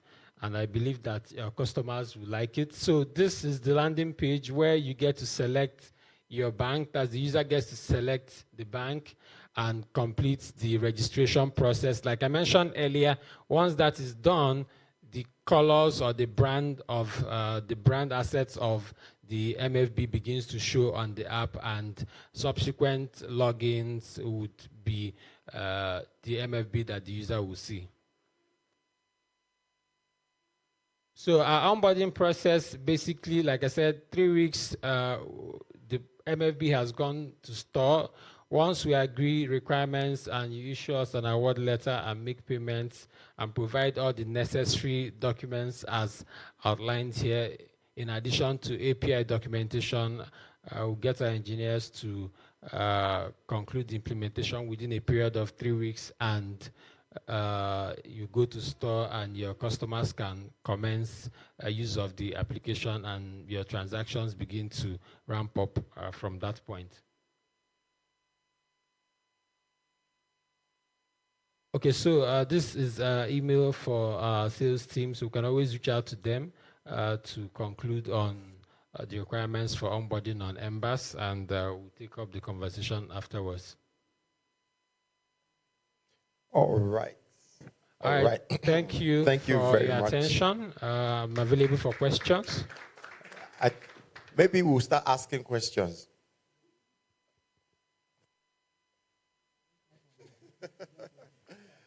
Okay, so I see there's a question in front. Okay.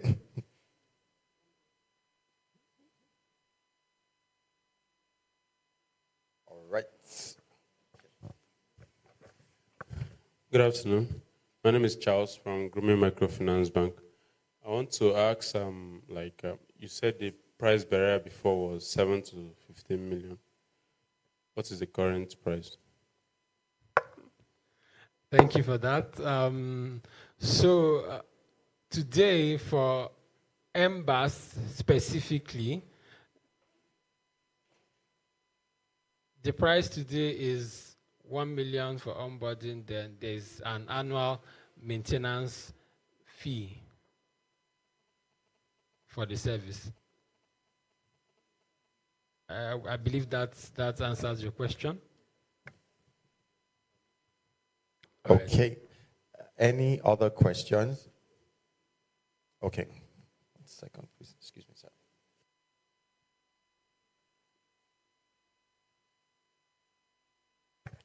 My name is Shola Ojo from Loper Microfinance Bank. I want to ask you, once you pay the 1 million, all the other platform integration, the visuals is done by Interswitch, or are there other processes involved? Okay, thank you for that. So let me just walk us through the process again. Once we review the requirements, you issue an award letter, payment is made, and the requirements are provided. By requirements, I mean you provide us with your brand, colors, logo, provide us with the necessary letter requirements. That's it. That's all. Our engineers get to work, and within 3 weeks, we're able to deploy, and your application is in the store. That's it. But the only dependency here is your ability to provide us with all of the requirements, API documentation, and the likes. That's it. Thank you. Sir, rigidity doesn't make human being to move. Sorry? Is it negotiable? Come again? I didn't get that. Is it negotiable? Is what negotiable? 1 million, that 1 million you're talking about. One-on-one. Ah. You will agree with me that the offer on the table is fantastic, right? And you can't get it elsewhere. What we offer you, believe me, can't be matched anywhere. And it comes with our bouquet of other services, our platforms, our infrastructure. You can't get it anywhere, believe me. What we've done is to democratize access to financial services. We understand that MFBs, some of them today, are not so robust financially, but we want to work with you, right, to the point where you grow and you now come to us to say, okay, guys, I want a customized application. And at that point, you'll be able to afford those customizations and the service that come with it. But for today, what we're giving you can't be gotten anywhere in the market. If you look here, you don't need to get any infrastructure, no servers, no IT, anything. All we want from you is provide us these requirements, and in 3 weeks maximum, your application goes to store, and that's it.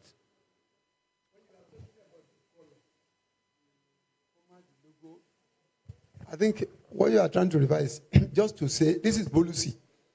You want us to give all those things that we distinguish that this is Molusi application.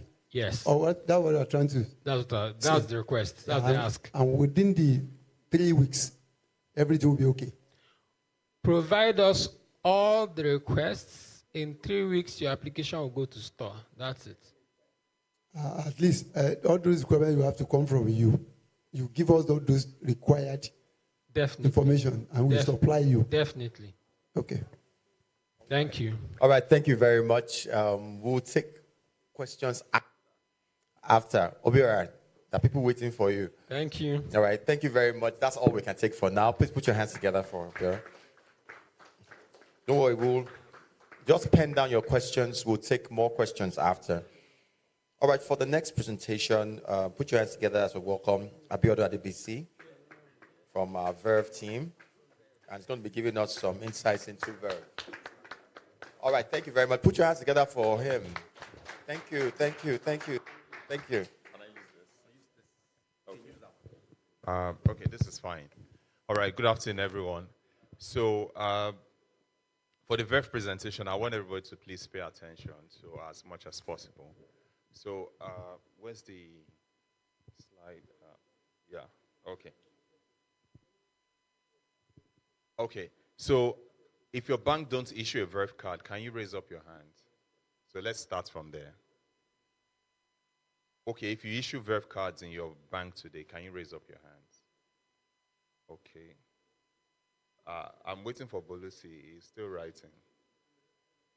Do you issue Verve cards? Okay, I was waiting for him.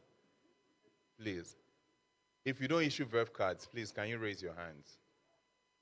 You don't? Okay. Eloho, please, can you take note? The banks that don't issue Verve cards today. So, please, can you raise your hands again? If you don't issue Verve cards. So, please, just take note. Okay. Engagement is ongoing. Okay. Okay, that's fine. So, basically, Verve is the Pan-African card scheme. It started from Nigeria.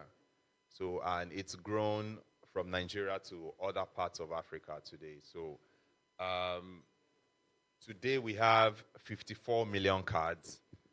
This 54 million is a mix of 35 million physical cards, which includes the cards in your branches today. And we have 19 million virtual cards. So those virtual cards, where's my phone? So I have a microfinance bank account with VFD. So VFD in their mobile app, they've given me a virtual card. So part of the 19 million you have here is inclusive of this app, what VFD has given to me. So I'm also encouraging all the MFBs here to consider having a virtual option for customers. So beyond the physical card, you can also have a virtual card in your mobile apps for your customers. So Obiora just talked about mobile apps. So this bank is a microfinance bank. They have a mobile app, and they have virtual cards. They have everything here. So you can consider both, because today, technology is helping business to scale beyond their current physical location. So this account is from an MFB. They have virtual cards. They have mobile apps. They have everything. So basically, what's our value proposition? I know in Nigeria, we are very aspirational. We want, if you ask the typical person on the street, they probably want to use an iPhone. 75% of the features on that iPhone, they never get to experience it. It's just there. They probably just use it to do phone calls, chat on WhatsApp, snap picture, and Snapchat. That's what they do. So, but the people who built iPhone, they're expecting that there are features they've put there that some people will never experience till one chance people will steal that phone, or they will sell it and get another one. So why don't you use something that fits into your need? But that's our behavior as Nigerians. We are very aspirational. When we see things that are done locally, we don't like to use it.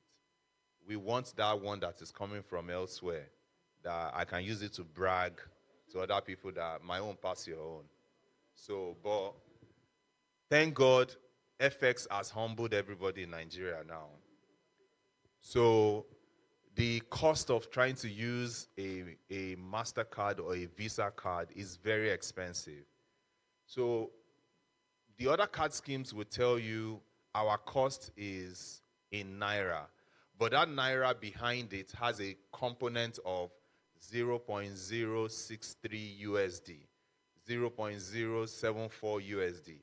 What that means is every time USD moves position, whatever Naira payable you are supposed to do would also change. So Providus tried it to say, oh, guys, come, I will give you guys MasterCard, I'll give you Visa, I'll give you all of that. But the conversion that will happen in your payable in Naira would always change. So, but for Verve, we'll try as much as possible to remain your lowest option in terms of pricing in Naira value for issuing and acquiring transaction. So since what you have in your account is Naira anyway, whatever charge you're going to pay, we want to also keep it within that Naira space, and it's a flat fee that you can see and you can reconcile easily. So we want to create value. We want to be, as much as possible, 20% cheaper than any other option you can consider when it comes to cards. I mean, cards today still remains one of the closest things your customers can easily relate with. So if you don't want to do, a customer was arguing with me the other day that they don't want to issue cards. I say, well, your customers will go to those who are issuing cards. It's simple. So if you want to come into this business, you must be ready to make provision for some possible investment. Please note, if you're in this room, card business in year 1, there's no profit.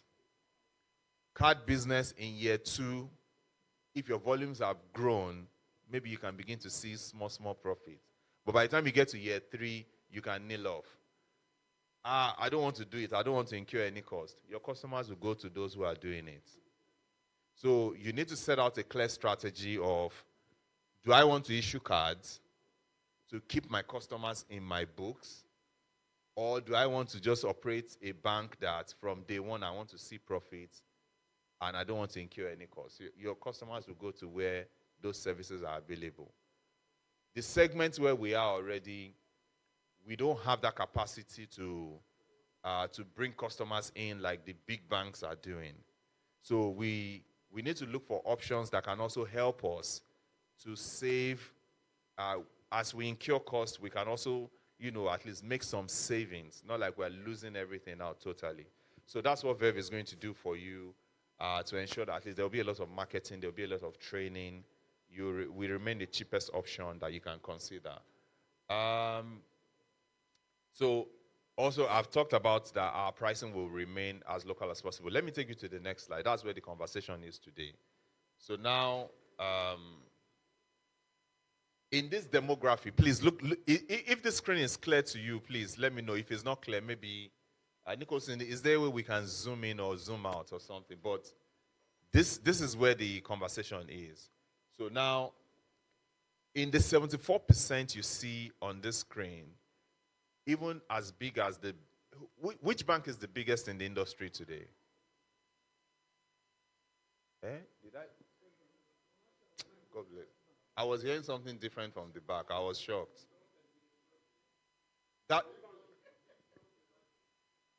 No, sorry, sir. Can you say that again? No, which bank is the biggest in the industry today in terms of customer base?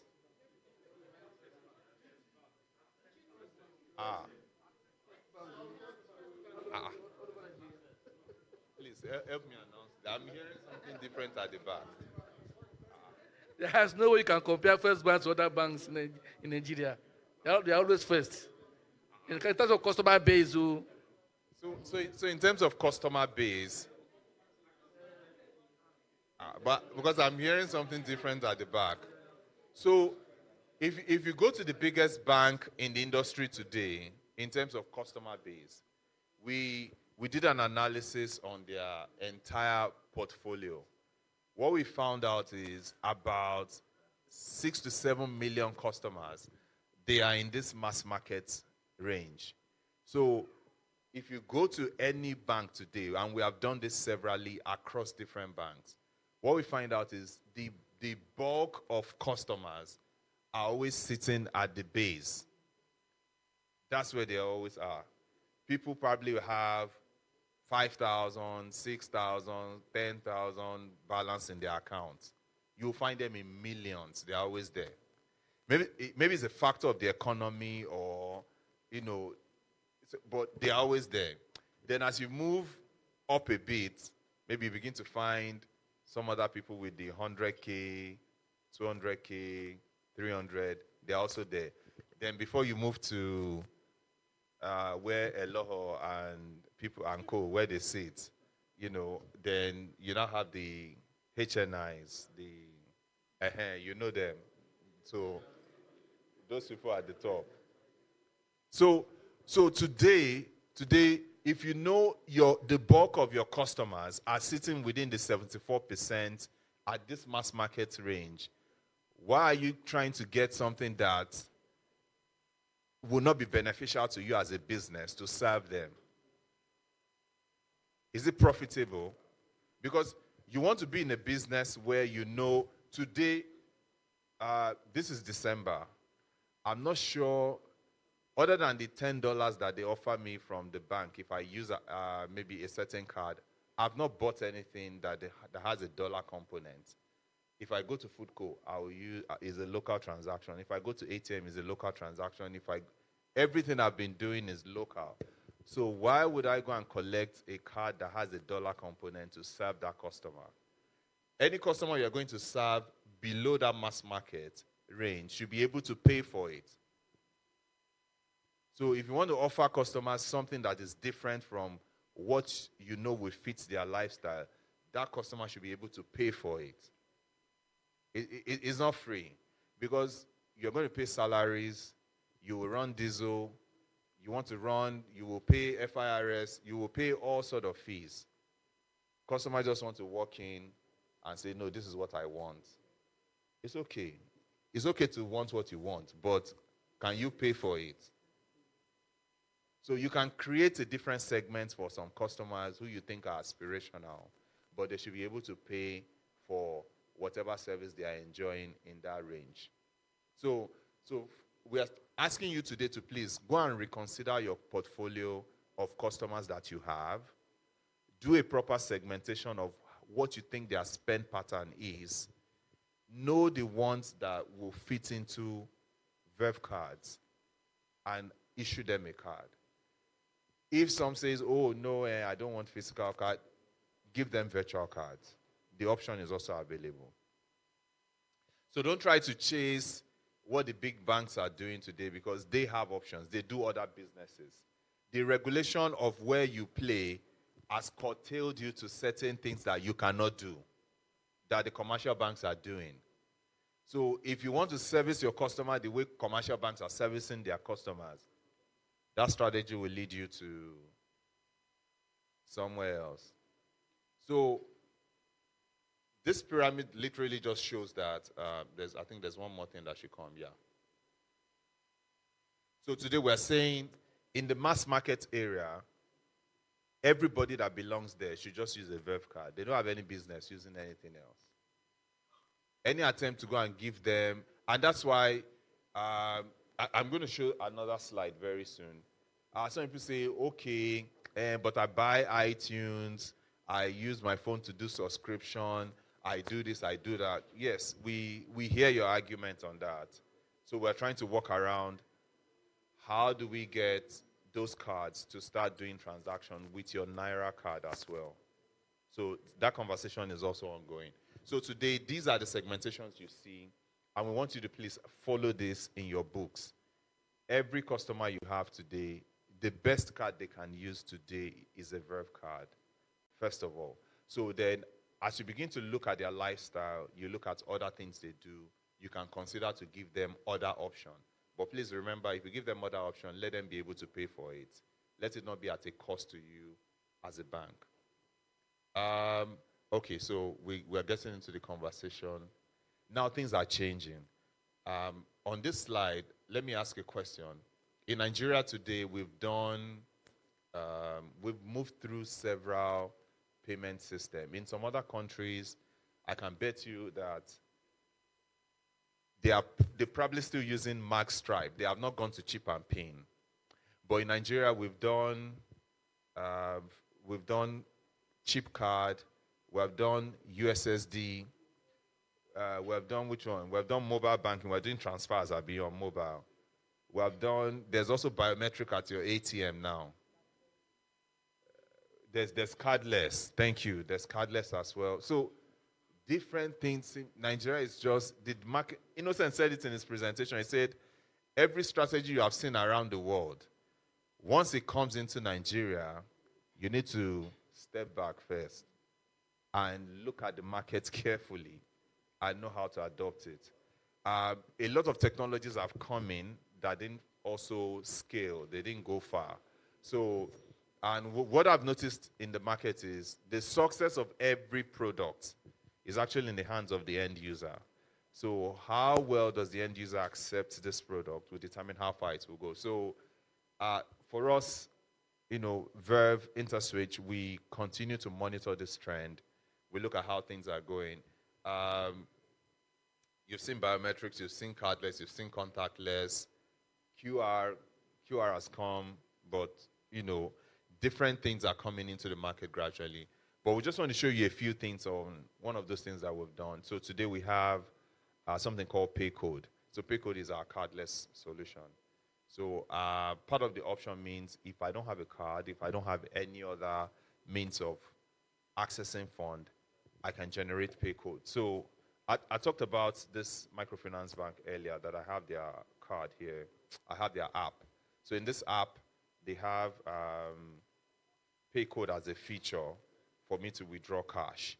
So if just in case I don't have any card with me, I can just jump into the menu and I'll do cardless withdrawal and I'll take money. So this is a microfinance bank app and they do all of that. So I believe we can also have conversation around how you can get this feature available in your mobile app or your USSD front end for your customers. So basically, what it does is to allow you generate 10 to 12 digit codes. You're simply just tokenizing that cash, and you can go to any ATM or agent cash out point to take money, and off you go. So a few banks on the service today, on the issuing and acquiring service, so we can have your bank also available. If you have questions, I mean, we are happy to engage after this time for cardless solution or pay code, basically. So 2FA, yes. So this request, I've been seeing a lot of this request come in gradually. Today, if you have a microfinance bank card, and if you can use it online, please raise up your hand. Let me see. I just want to do, your card works online. Your bank card doesn't work. It does? Okay, it does. Right. So what I found out is for a lot of MFBs and fintechs, their card don't work online. So, and we are trying as much as possible to see how do we ensure that we get all your cards to work online. Remember, there's a regulation from the central bank. All card not present transaction must be backed up by a two-factor authentication service, so which is either safe token. So every time you do a transaction on the web, 2FA must be the second level factor that would allow that transaction be completed. So if your customers are not able to use their card online today, they are probably using another bank's card to do those kind of transactions. So please, as much as possible, you can contact us if your cards are not working online today, because all your Verve cards should work online. But just in case you have cards you have issued to customers and they don't work online, please, you need to reach us so that we can, the feature is already available, because the very day you started issuing cards, it was part of the test that was done. ATM, POS, and web. So if that web component is not working today for your customers, we need to have a conversation to ensure that your customers can use their card online. Because if they don't do so, they're probably using another bank to do those transactions, to pay for whatever their payment they have. So yes, so this is the last slide. So on this slide, even though it's talking about virtual card, it also gives you some possibilities of what you can do with the physical card today.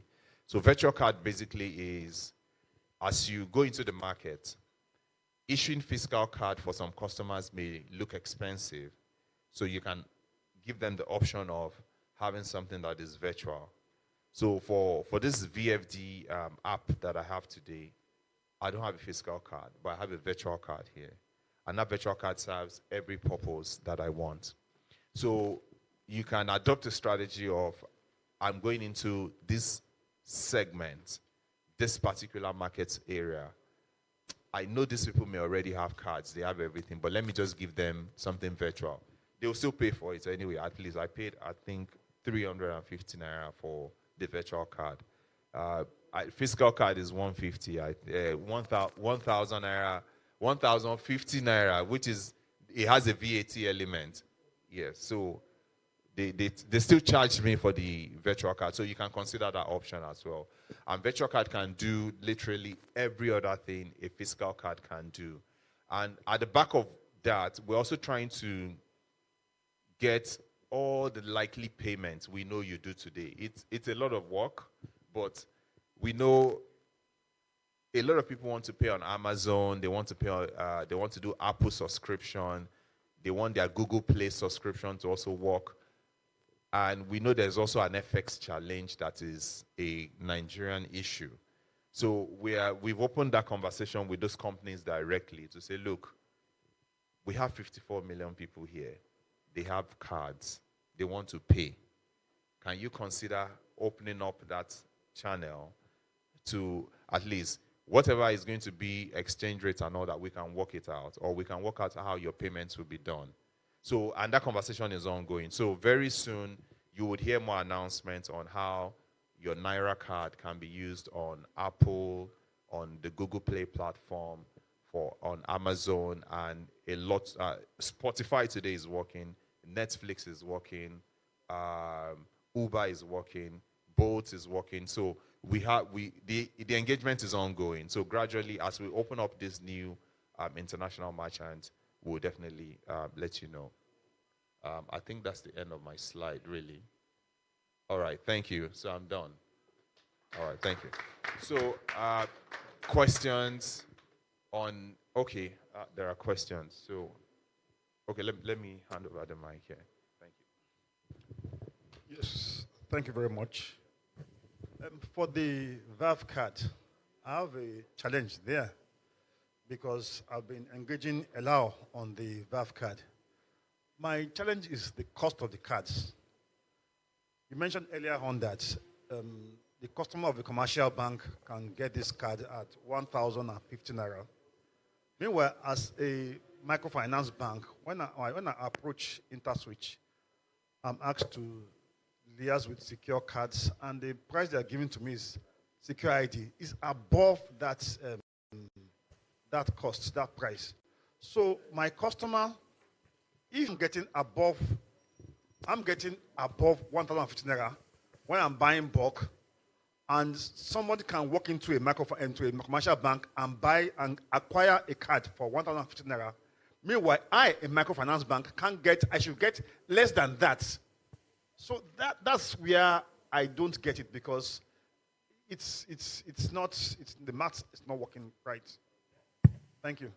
Okay, thank you, sir. So I hear you on that part, but what we have seen from those providers, those manufacturers, is the cost of cards is also volume driven. Nicholson, please. Yes. It's volume driven. I understand that. Yes. We are in the same market. We are partners in progress. It's volume driven. But a customer can walk in there and we are in the same market. If I'm now giving my own out above that price, then you're already at the outside of that business. I'm already being priced out of the market. So we should look at that. There should be a sort of, maybe 900, 950. No, we are partners in progress. It's a long-term business. So we should not. Can I ask what was the volume that you requested that made the price above? Asked for between 3,000 to 5,000 cards, and they told me that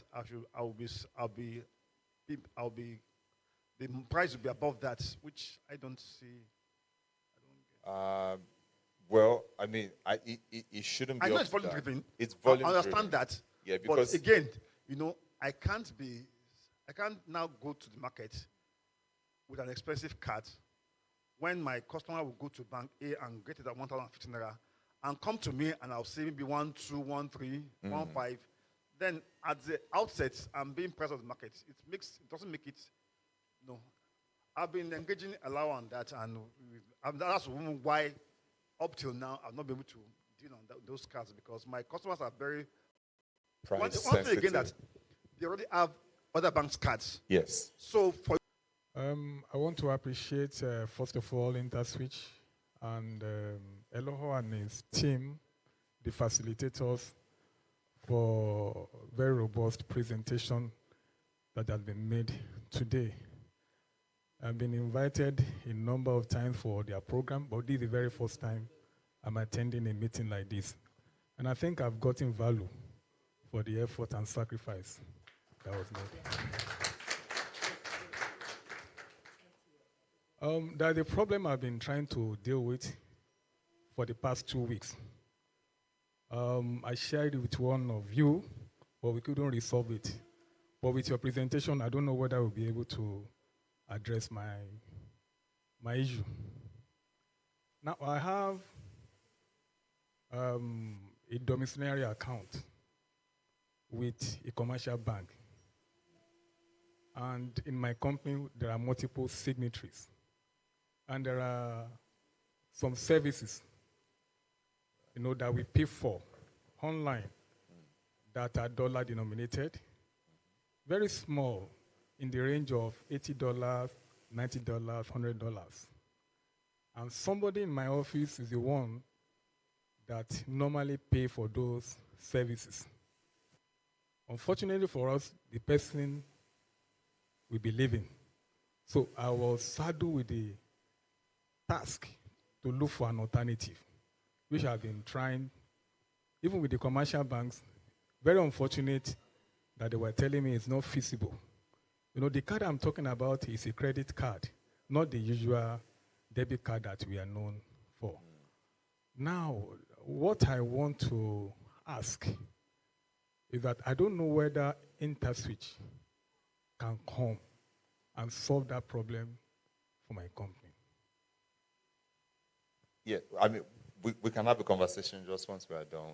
There's an alternative. It's all right. Yes, sir. Yeah, thank you. All right, sir. Okay. Okay, Nicholson, There's a please. lot happening on this table. Yeah. Sorry, I wanted to add to it that there's this news going around that CBN is coming out with its own variant of cards too. Next year, January to be precise. So there's need for you to look at your pricing structure also, because by the time they come out and they said that, well, from what they said, I'm not sure, that will be much cheaper than what we have in the market. So again, that should be factored into the play, because it's just, we are in November now, January is just around the corner. So all these things, because I'll be scared of buying cards now when I know something's coming out in January, which is meant to be cheaper. That's what they said. I'm not sure about that, but we should look at that. That's fair. So thank you so much. Okay, noted, sir. Yeah. Thank you very much. The most interesting table. This table this seems session. to be on the spot. There's still one more hand. There's still more. Oh, yeah.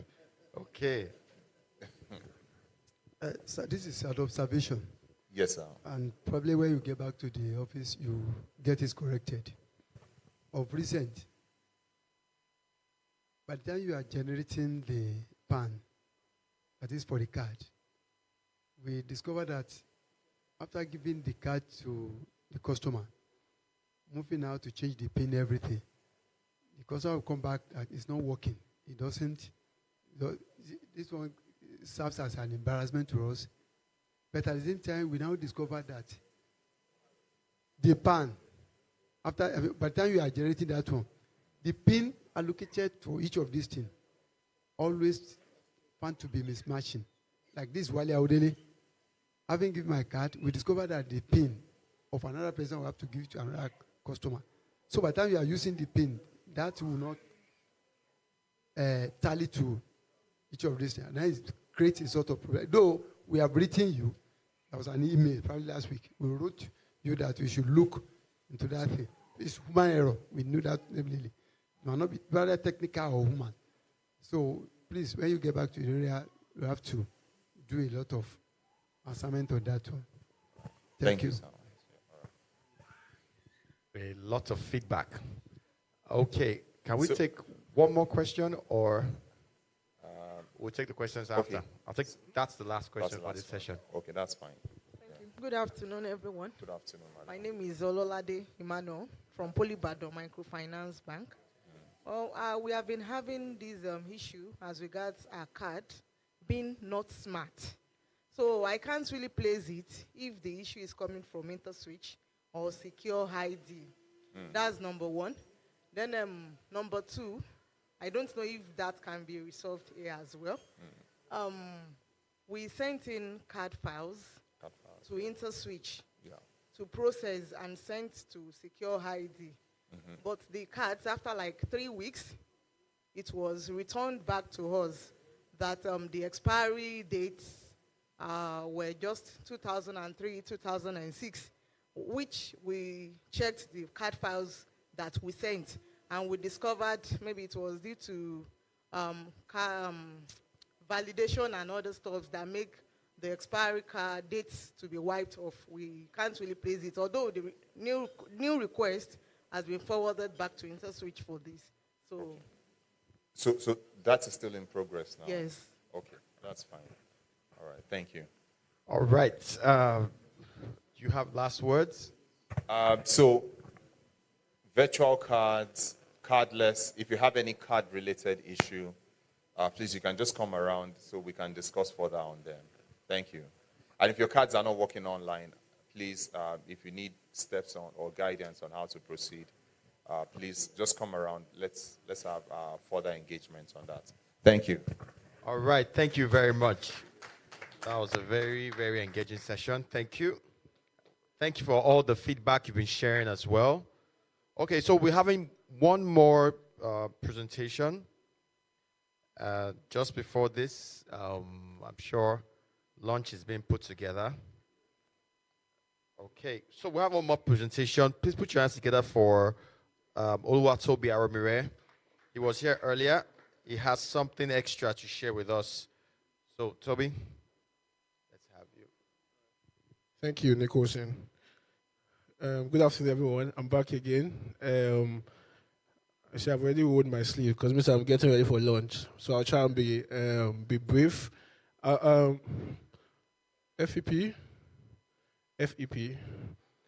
I'll try and be brief. I'm going to be speaking to, so I'd like to get everyone's attention, right, for the next 15 minutes, because I'm going to be speaking to something that concerns all of us, right? Whether you are in the financial services space, you're an MLB, you're a fintech, or just a natural, normal, individual. I'm not saying everyone else is abnormal, but I'm going to be speaking to something that affects all of us. So please just pay attention for the next 15 minutes, and then we can then now disperse. So please, FEP, my slides, please.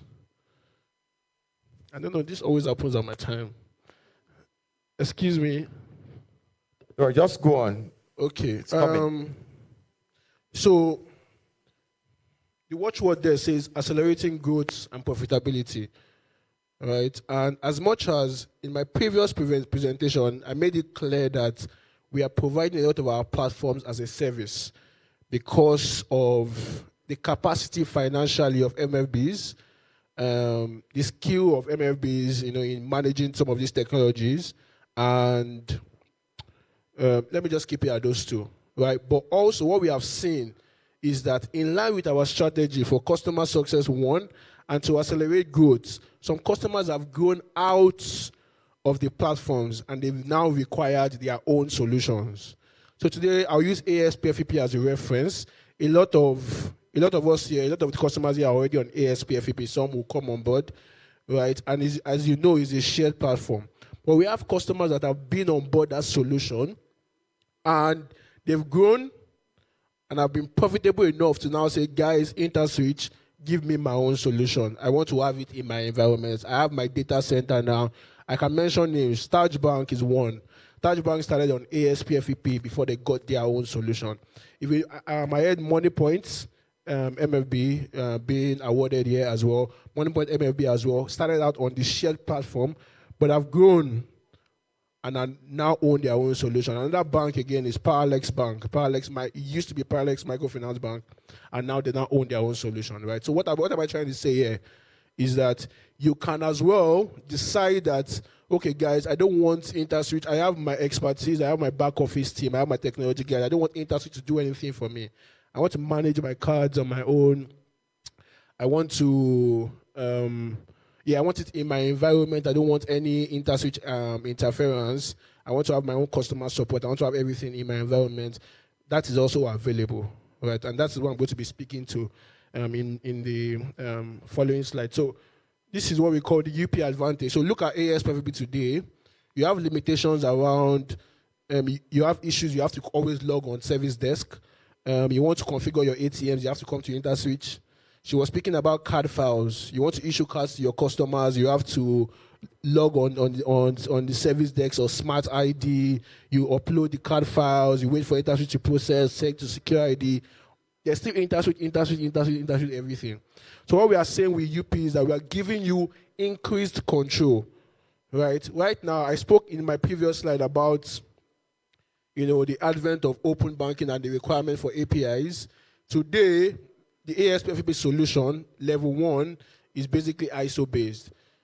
With this one, what you have now is there are APIs, native APIs that come part and parcel with this solution. So if you decide to say I'm bigger now than ASPFP, I don't want to be on a shared platform. I want to own my own front-end process. So I want to issue my cards from my environment. I want to drive my ATMs, my terminals from my environment. I want to support my customers from my environment. I want to expose APIs from my core banking application to third-party developers to build things, play around and build products from my APIs. This solution also gives you that, right? There's lower unit costs. There's increased readiness. Now you don't need Interswitch. Now you come to Interswitch, you say, Interswitch, can I do this on ESP? They'll say, no. We don't want to affect all the other customers. Can I? You don't need any. You can now own the solution and do all that you want to do from a development standpoint without having to come to Interswitch. And the way it is positioned is there's a central network, the UP framework that you see in the middle here, that allows connection into everything within and outside the bank, right? So whether you're connecting to your card management system, you're connecting to the fraud and AML tool, you're connecting to your mobile application, you're connecting to other branches, you're connecting to your ATM, everything is from one system. It's being managed from one system, and you can do all your orchestration, all your development from that system without having to go out of it. So that's why we call it the UP advantage, and it gives you increased control, right? You can log in there. If you need to reconcile anything, you don't have to come to Interswitch or Extra Switch, for example, to get your report. You go into your to office, get your report reconciled in your own environment there without coming to Interswitch at all. So this is putting the power back in your control and allowing you to do all you need to do when you want to do it. So this is the front-end processor. The next solution I'm going to be speaking about now, I'm speaking about our servers. Okay, so there's an interesting story that we usually like to tell with this server. So let me start from what is a server, right? For servers are what hosts your applications, right? So whether your software or your solution within the bank, they need to be hosted on a server, right? And typically what you have on the right here is that you probably have the application servers in your data center. You have the application servers, then you have a SAN. A SAN is a storage access network that will route all the storage from the application server, that will route it to an external storage, right? So you see that your data center is filled up with all these things, right? But with Stratos, you have everything you see on the right side there. You have it in Stratos. You have your application running on it. You have your storage. You have your storage running on it, all from one box in your data center, right? So that's what Stratos gives you. The story that we usually like to tell is, someone was talking about who is the biggest bank in one of the big banks, by whatever metric you want to use, had their data center burned. There was a fire outbreak at the data center, and then servers got burnt. And, the only one that survived and was still working is the Stratos server. I'm not hearing any clap. I said data center burnt. Stratos server did not burn. That's a big deal if you ask me, right? And, the bank was, they keep saying that they will never use any other server outside Stratos because of what it did for them those years ago. So that's what that's one of the strengths of Stratos. Is built for that Nigerian ruggedness and everything that we can face in our financial service sector. So that's for servers.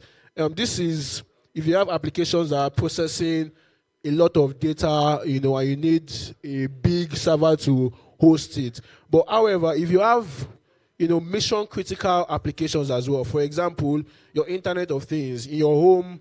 And I'm saying this because I hear someone was talking about him being a consultant for some fintechs and everything. So if you have companies like that, FMCGs, you have industrial companies, you have production companies that need an application to be hosted on a server, right? This is not a financial institution now, right? Just a small application that does not process so much data, but you need that application to be up, because if that application goes down, maybe there's a cutoff of the CCTV or something like that, right?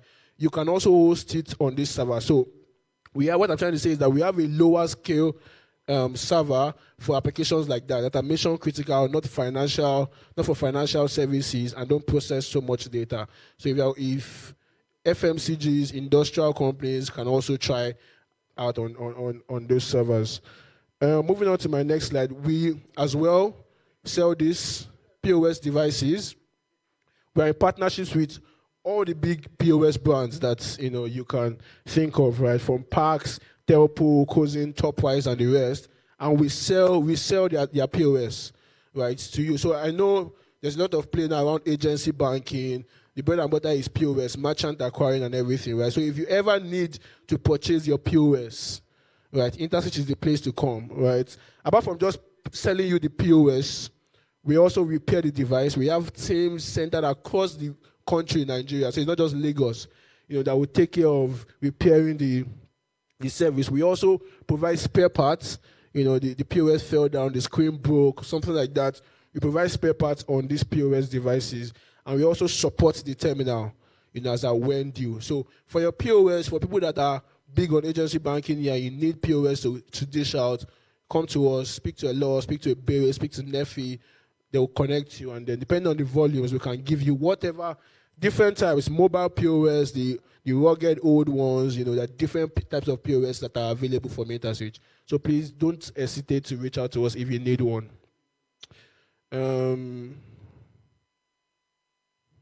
Okay, so this is the Interswitch Payments HSM and hardware security module. So what does this do? It's when data is moved from, or customer information is moved from one point to another point, it is encrypted so that people can't read what it is. Right? And for that encryption, you need a solution that can encrypt it, decrypt it at source. Right? So that's what the payment HSM does. So for your card transactions, it secures over 80% of the world's POS transactions. Mobile point of sale, transaction from one point to another point, EMV transactions, card issuance. When you go to an ATM and put in your card, right, the card data is sent from the ATM to the switch and then to your core banking application. That data, you can't, if you don't have the pins, you can't read it because it's encrypted, right? The payment HSM does that, and this is also available if it is. So this is not just ATMs, or if you have mission critical solutions that needs to transfer data from one point to another point, and you need to encrypt that data and decrypt the data, the HSM does that for you. Okay, so I have the data protections slides now, so I'll just end it there. The data protection. Everybody that I've presented today, you agree with me that for everyone that I've presented today, this is the last presentation, is around data protection. You agree with me that a secondary output of everything that we do in tech today is data. Right? And it's easy to forget the importance of data. I know we have the NDPR, which is the Nigerian Data Protection Regulation, I think. We have the one for the world. So data, right, as easily gathered as it is very important. I always say data is gold. There was a popular, a big fintech in the world that says that the way they position their industrial points and their storage units, right, is by using customer data. So, for example, the fintech's name is Amazon, and they say that, for example, if they want to know what to stock in Jericho, right? Jericho is this, that we are in Jericho, right? They will use data from Jericho to say that, okay, what do people in Jericho order the most? Okay, people in Jericho, they used to order a lot of Pampers, right? So their storage units, what do you guys order? I don't know. I'm just what? Pampers is okay. Okay, so there are a lot of Pampers. So they're born well for Jericho.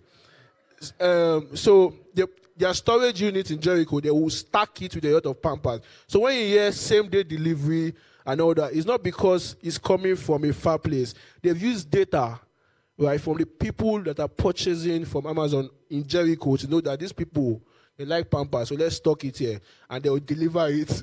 But are you expecting it? Because the way you are... Anyway, so data is very important, and like I said, it's easy to forget that if it gets into the wrong hands, it becomes a problem, a very big problem. right? So that's why it's important that you protect your data. Today, you open an account, you give customer, write his name, write his phone number, that's data. As small as it is, my name is my data, right? So it's important that it is protected, but whoever I give it to. At the point of rest, at the point of processing the data that's sharing from one person to another person, at the point of using that data, it needs to be protected. And that's why Interswitch, in our usual never stop manner, we have brought a solution for you in partnership with one of the best data protection OEMs in the world, right? And again, I was speaking to data breaches that we have seen. Oh, well, sorry about that. It was supposed to be a different color, but this is just showing you different data breaches that have happened, from Facebook to, I think there was Twitter there, and that led to fines, right? Because if you are collecting customers' data, you are giving them form to fill, collecting that data, and somebody hacks your system because you don't have those data protected. Someone hacks your system and steals the data, you should be fined because you didn't store my information well, right? So whether as a fintech, as a financial institution, or just as a company that has to do with that collects customer data and processes that data, it's important to pay attention to data protection. And how does this solution protect the data, right? The first problem you have with data collection is figuring out where the data is, right? And this solution helps you do that. It finds sensitive data. Secondly, it protects all types of data. Data at rest, this tokenization that Nicholson has spoken about, data masking, encryption, your card data, everything. It protects everything for you. And if you don't have access, if I don't give you access to that data, you can't reach it no matter what, right? So, and it's in compliance with a lot of data regulation policies, right? Because we've localized it to the Nigerian environment and it is compliant. I already mentioned the access. It controls access. If you don't have access to the data, you won't be able to access it, and amongst other things, right? So I'm just trying to base through my potential, but I hope you got the meat of the conversation, which is that if you have anything to do with people's data, right, please make protecting the data a priority, right? So yeah, that's the end of my presentation. Again, if you have any questions, please, I'll take them. Thank you very much, Toby. All right, it's been information, and I'm very sure. Okay, so there's a question at that side. Okay, I'm coming to you, please. I'm sorry, just one. If you're a lender, if you lend to people or you have a service that allows people to use their card to subscribe to loans on your platform, please let us discuss. Please. Thank you. Thanks. Good afternoon once again. Good afternoon, sir. I have very important 4 questions here, and probably I might be speaking the heart of other microfinance banks. Okay. Number 1 question is based on the mobile app that we just spoke about. I want to ask that what is the reoccurrence fee? I want to know if it is monthly, after the implementation fee or cost. So we want to know how it's being charged. Is it based on the numbers of the customers that come on board and all that? Then number 2 questions. And also, having the mobile app implemented and running for customers, let's assume we have the app already, purchase the app, everything is running well. And we now notice that there are some features that are not on the app. And we see that this is needed to be added as a feature on our applications. Is it possible of course, I know it's going to cost us. Is it possible we come to you and say, oh, see, this is what we see on other apps. We want to have this feature too on our app. So I hope that is also possible to come back to Interswitch to have that added features. Then my number 3 questions is based on the POS machines. Can MFB issue POS machines to their customers, which is branded in their name? For example, like we issue VEV card, ATM card in our bank, when we're a microfinance bank, to our customers, which is customized in our name. So can we have POS like that we issue, because we have supermarket owners, we have pharmacist owners that come to us and ask for these POS machines, which we don't have, but we are happy to hear now that is now available. Then my last question is, we have two ATM, we have one ATM machine before, ATM terminal rather. So we generate report from extra switch, but now we have two ATM terminal working perfectly. But we couldn't generate reports for the second ATM, and we have even sent we have sent a request on the extra switch, the group, the email that was just displayed. We haven't gotten a feedback yet. So please, how do we generate reports for the two terminals in extra switch? Thank you. Okay, thank you for your question. Thank you very much. For the 4 questions, the two questions on the mobile banking, my colleague Obiora will take it. I don't know if you want to take it now, so you can, or after. Okay, so my colleague Obiora will, I'm sure he has noted down the question.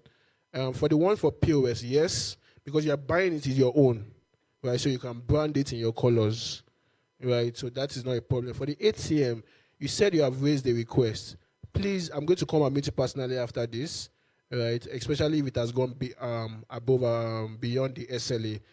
For us to resolve it. I'll meet you after this, and then I can get the link and follow up on to know where it is at. Because as you say, you generate a report on one, but because this is new, you don't generate a report on it, right? So there's probably something along the line within the configuration that we just need to check, right? So please, I'll take that as an action for me to work with you and my team internally at Interswitch to figure out where the problem is and get it solved. Yeah? All right, thank you very much. So thank you very much, Toby. Any other question for me, please, before I... Okay, what's going to happen is that, at the end of the session, if you have, because I know a lot of questions, people have been meeting some of my colleagues at the back with questions, and I'm sure you're getting answers to them. So maybe after they can meet up with you, you can meet with him and clarify, get the issue statements, and Obio, you can take Obio along as well. All right, thank you very much. All right. Okay, so I need to revalidate something. Have we all been able to scan this? Okay, we did something earlier. You just opened the camera of your phone. You did it. Did it work? Did it work for you?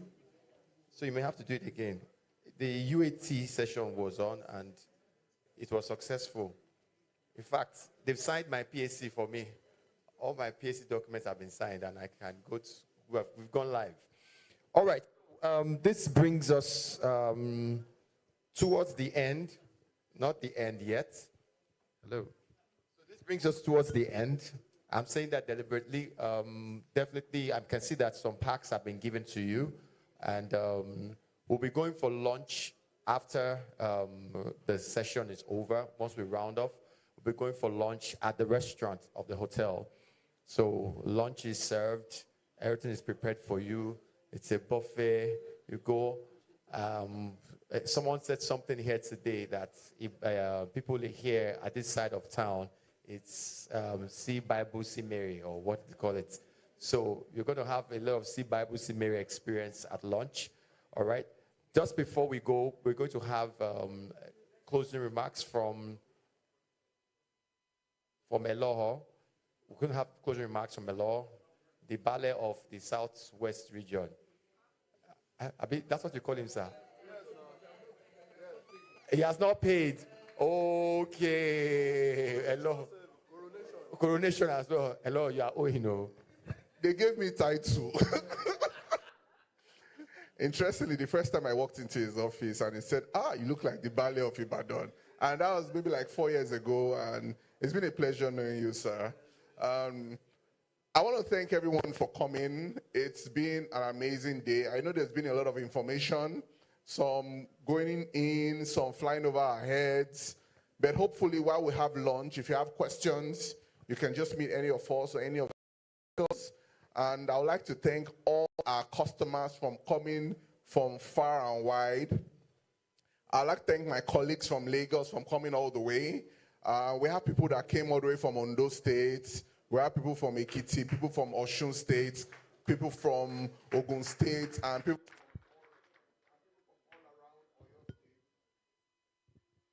We'd just like to say a big thank you for coming. Thank you for honoring us.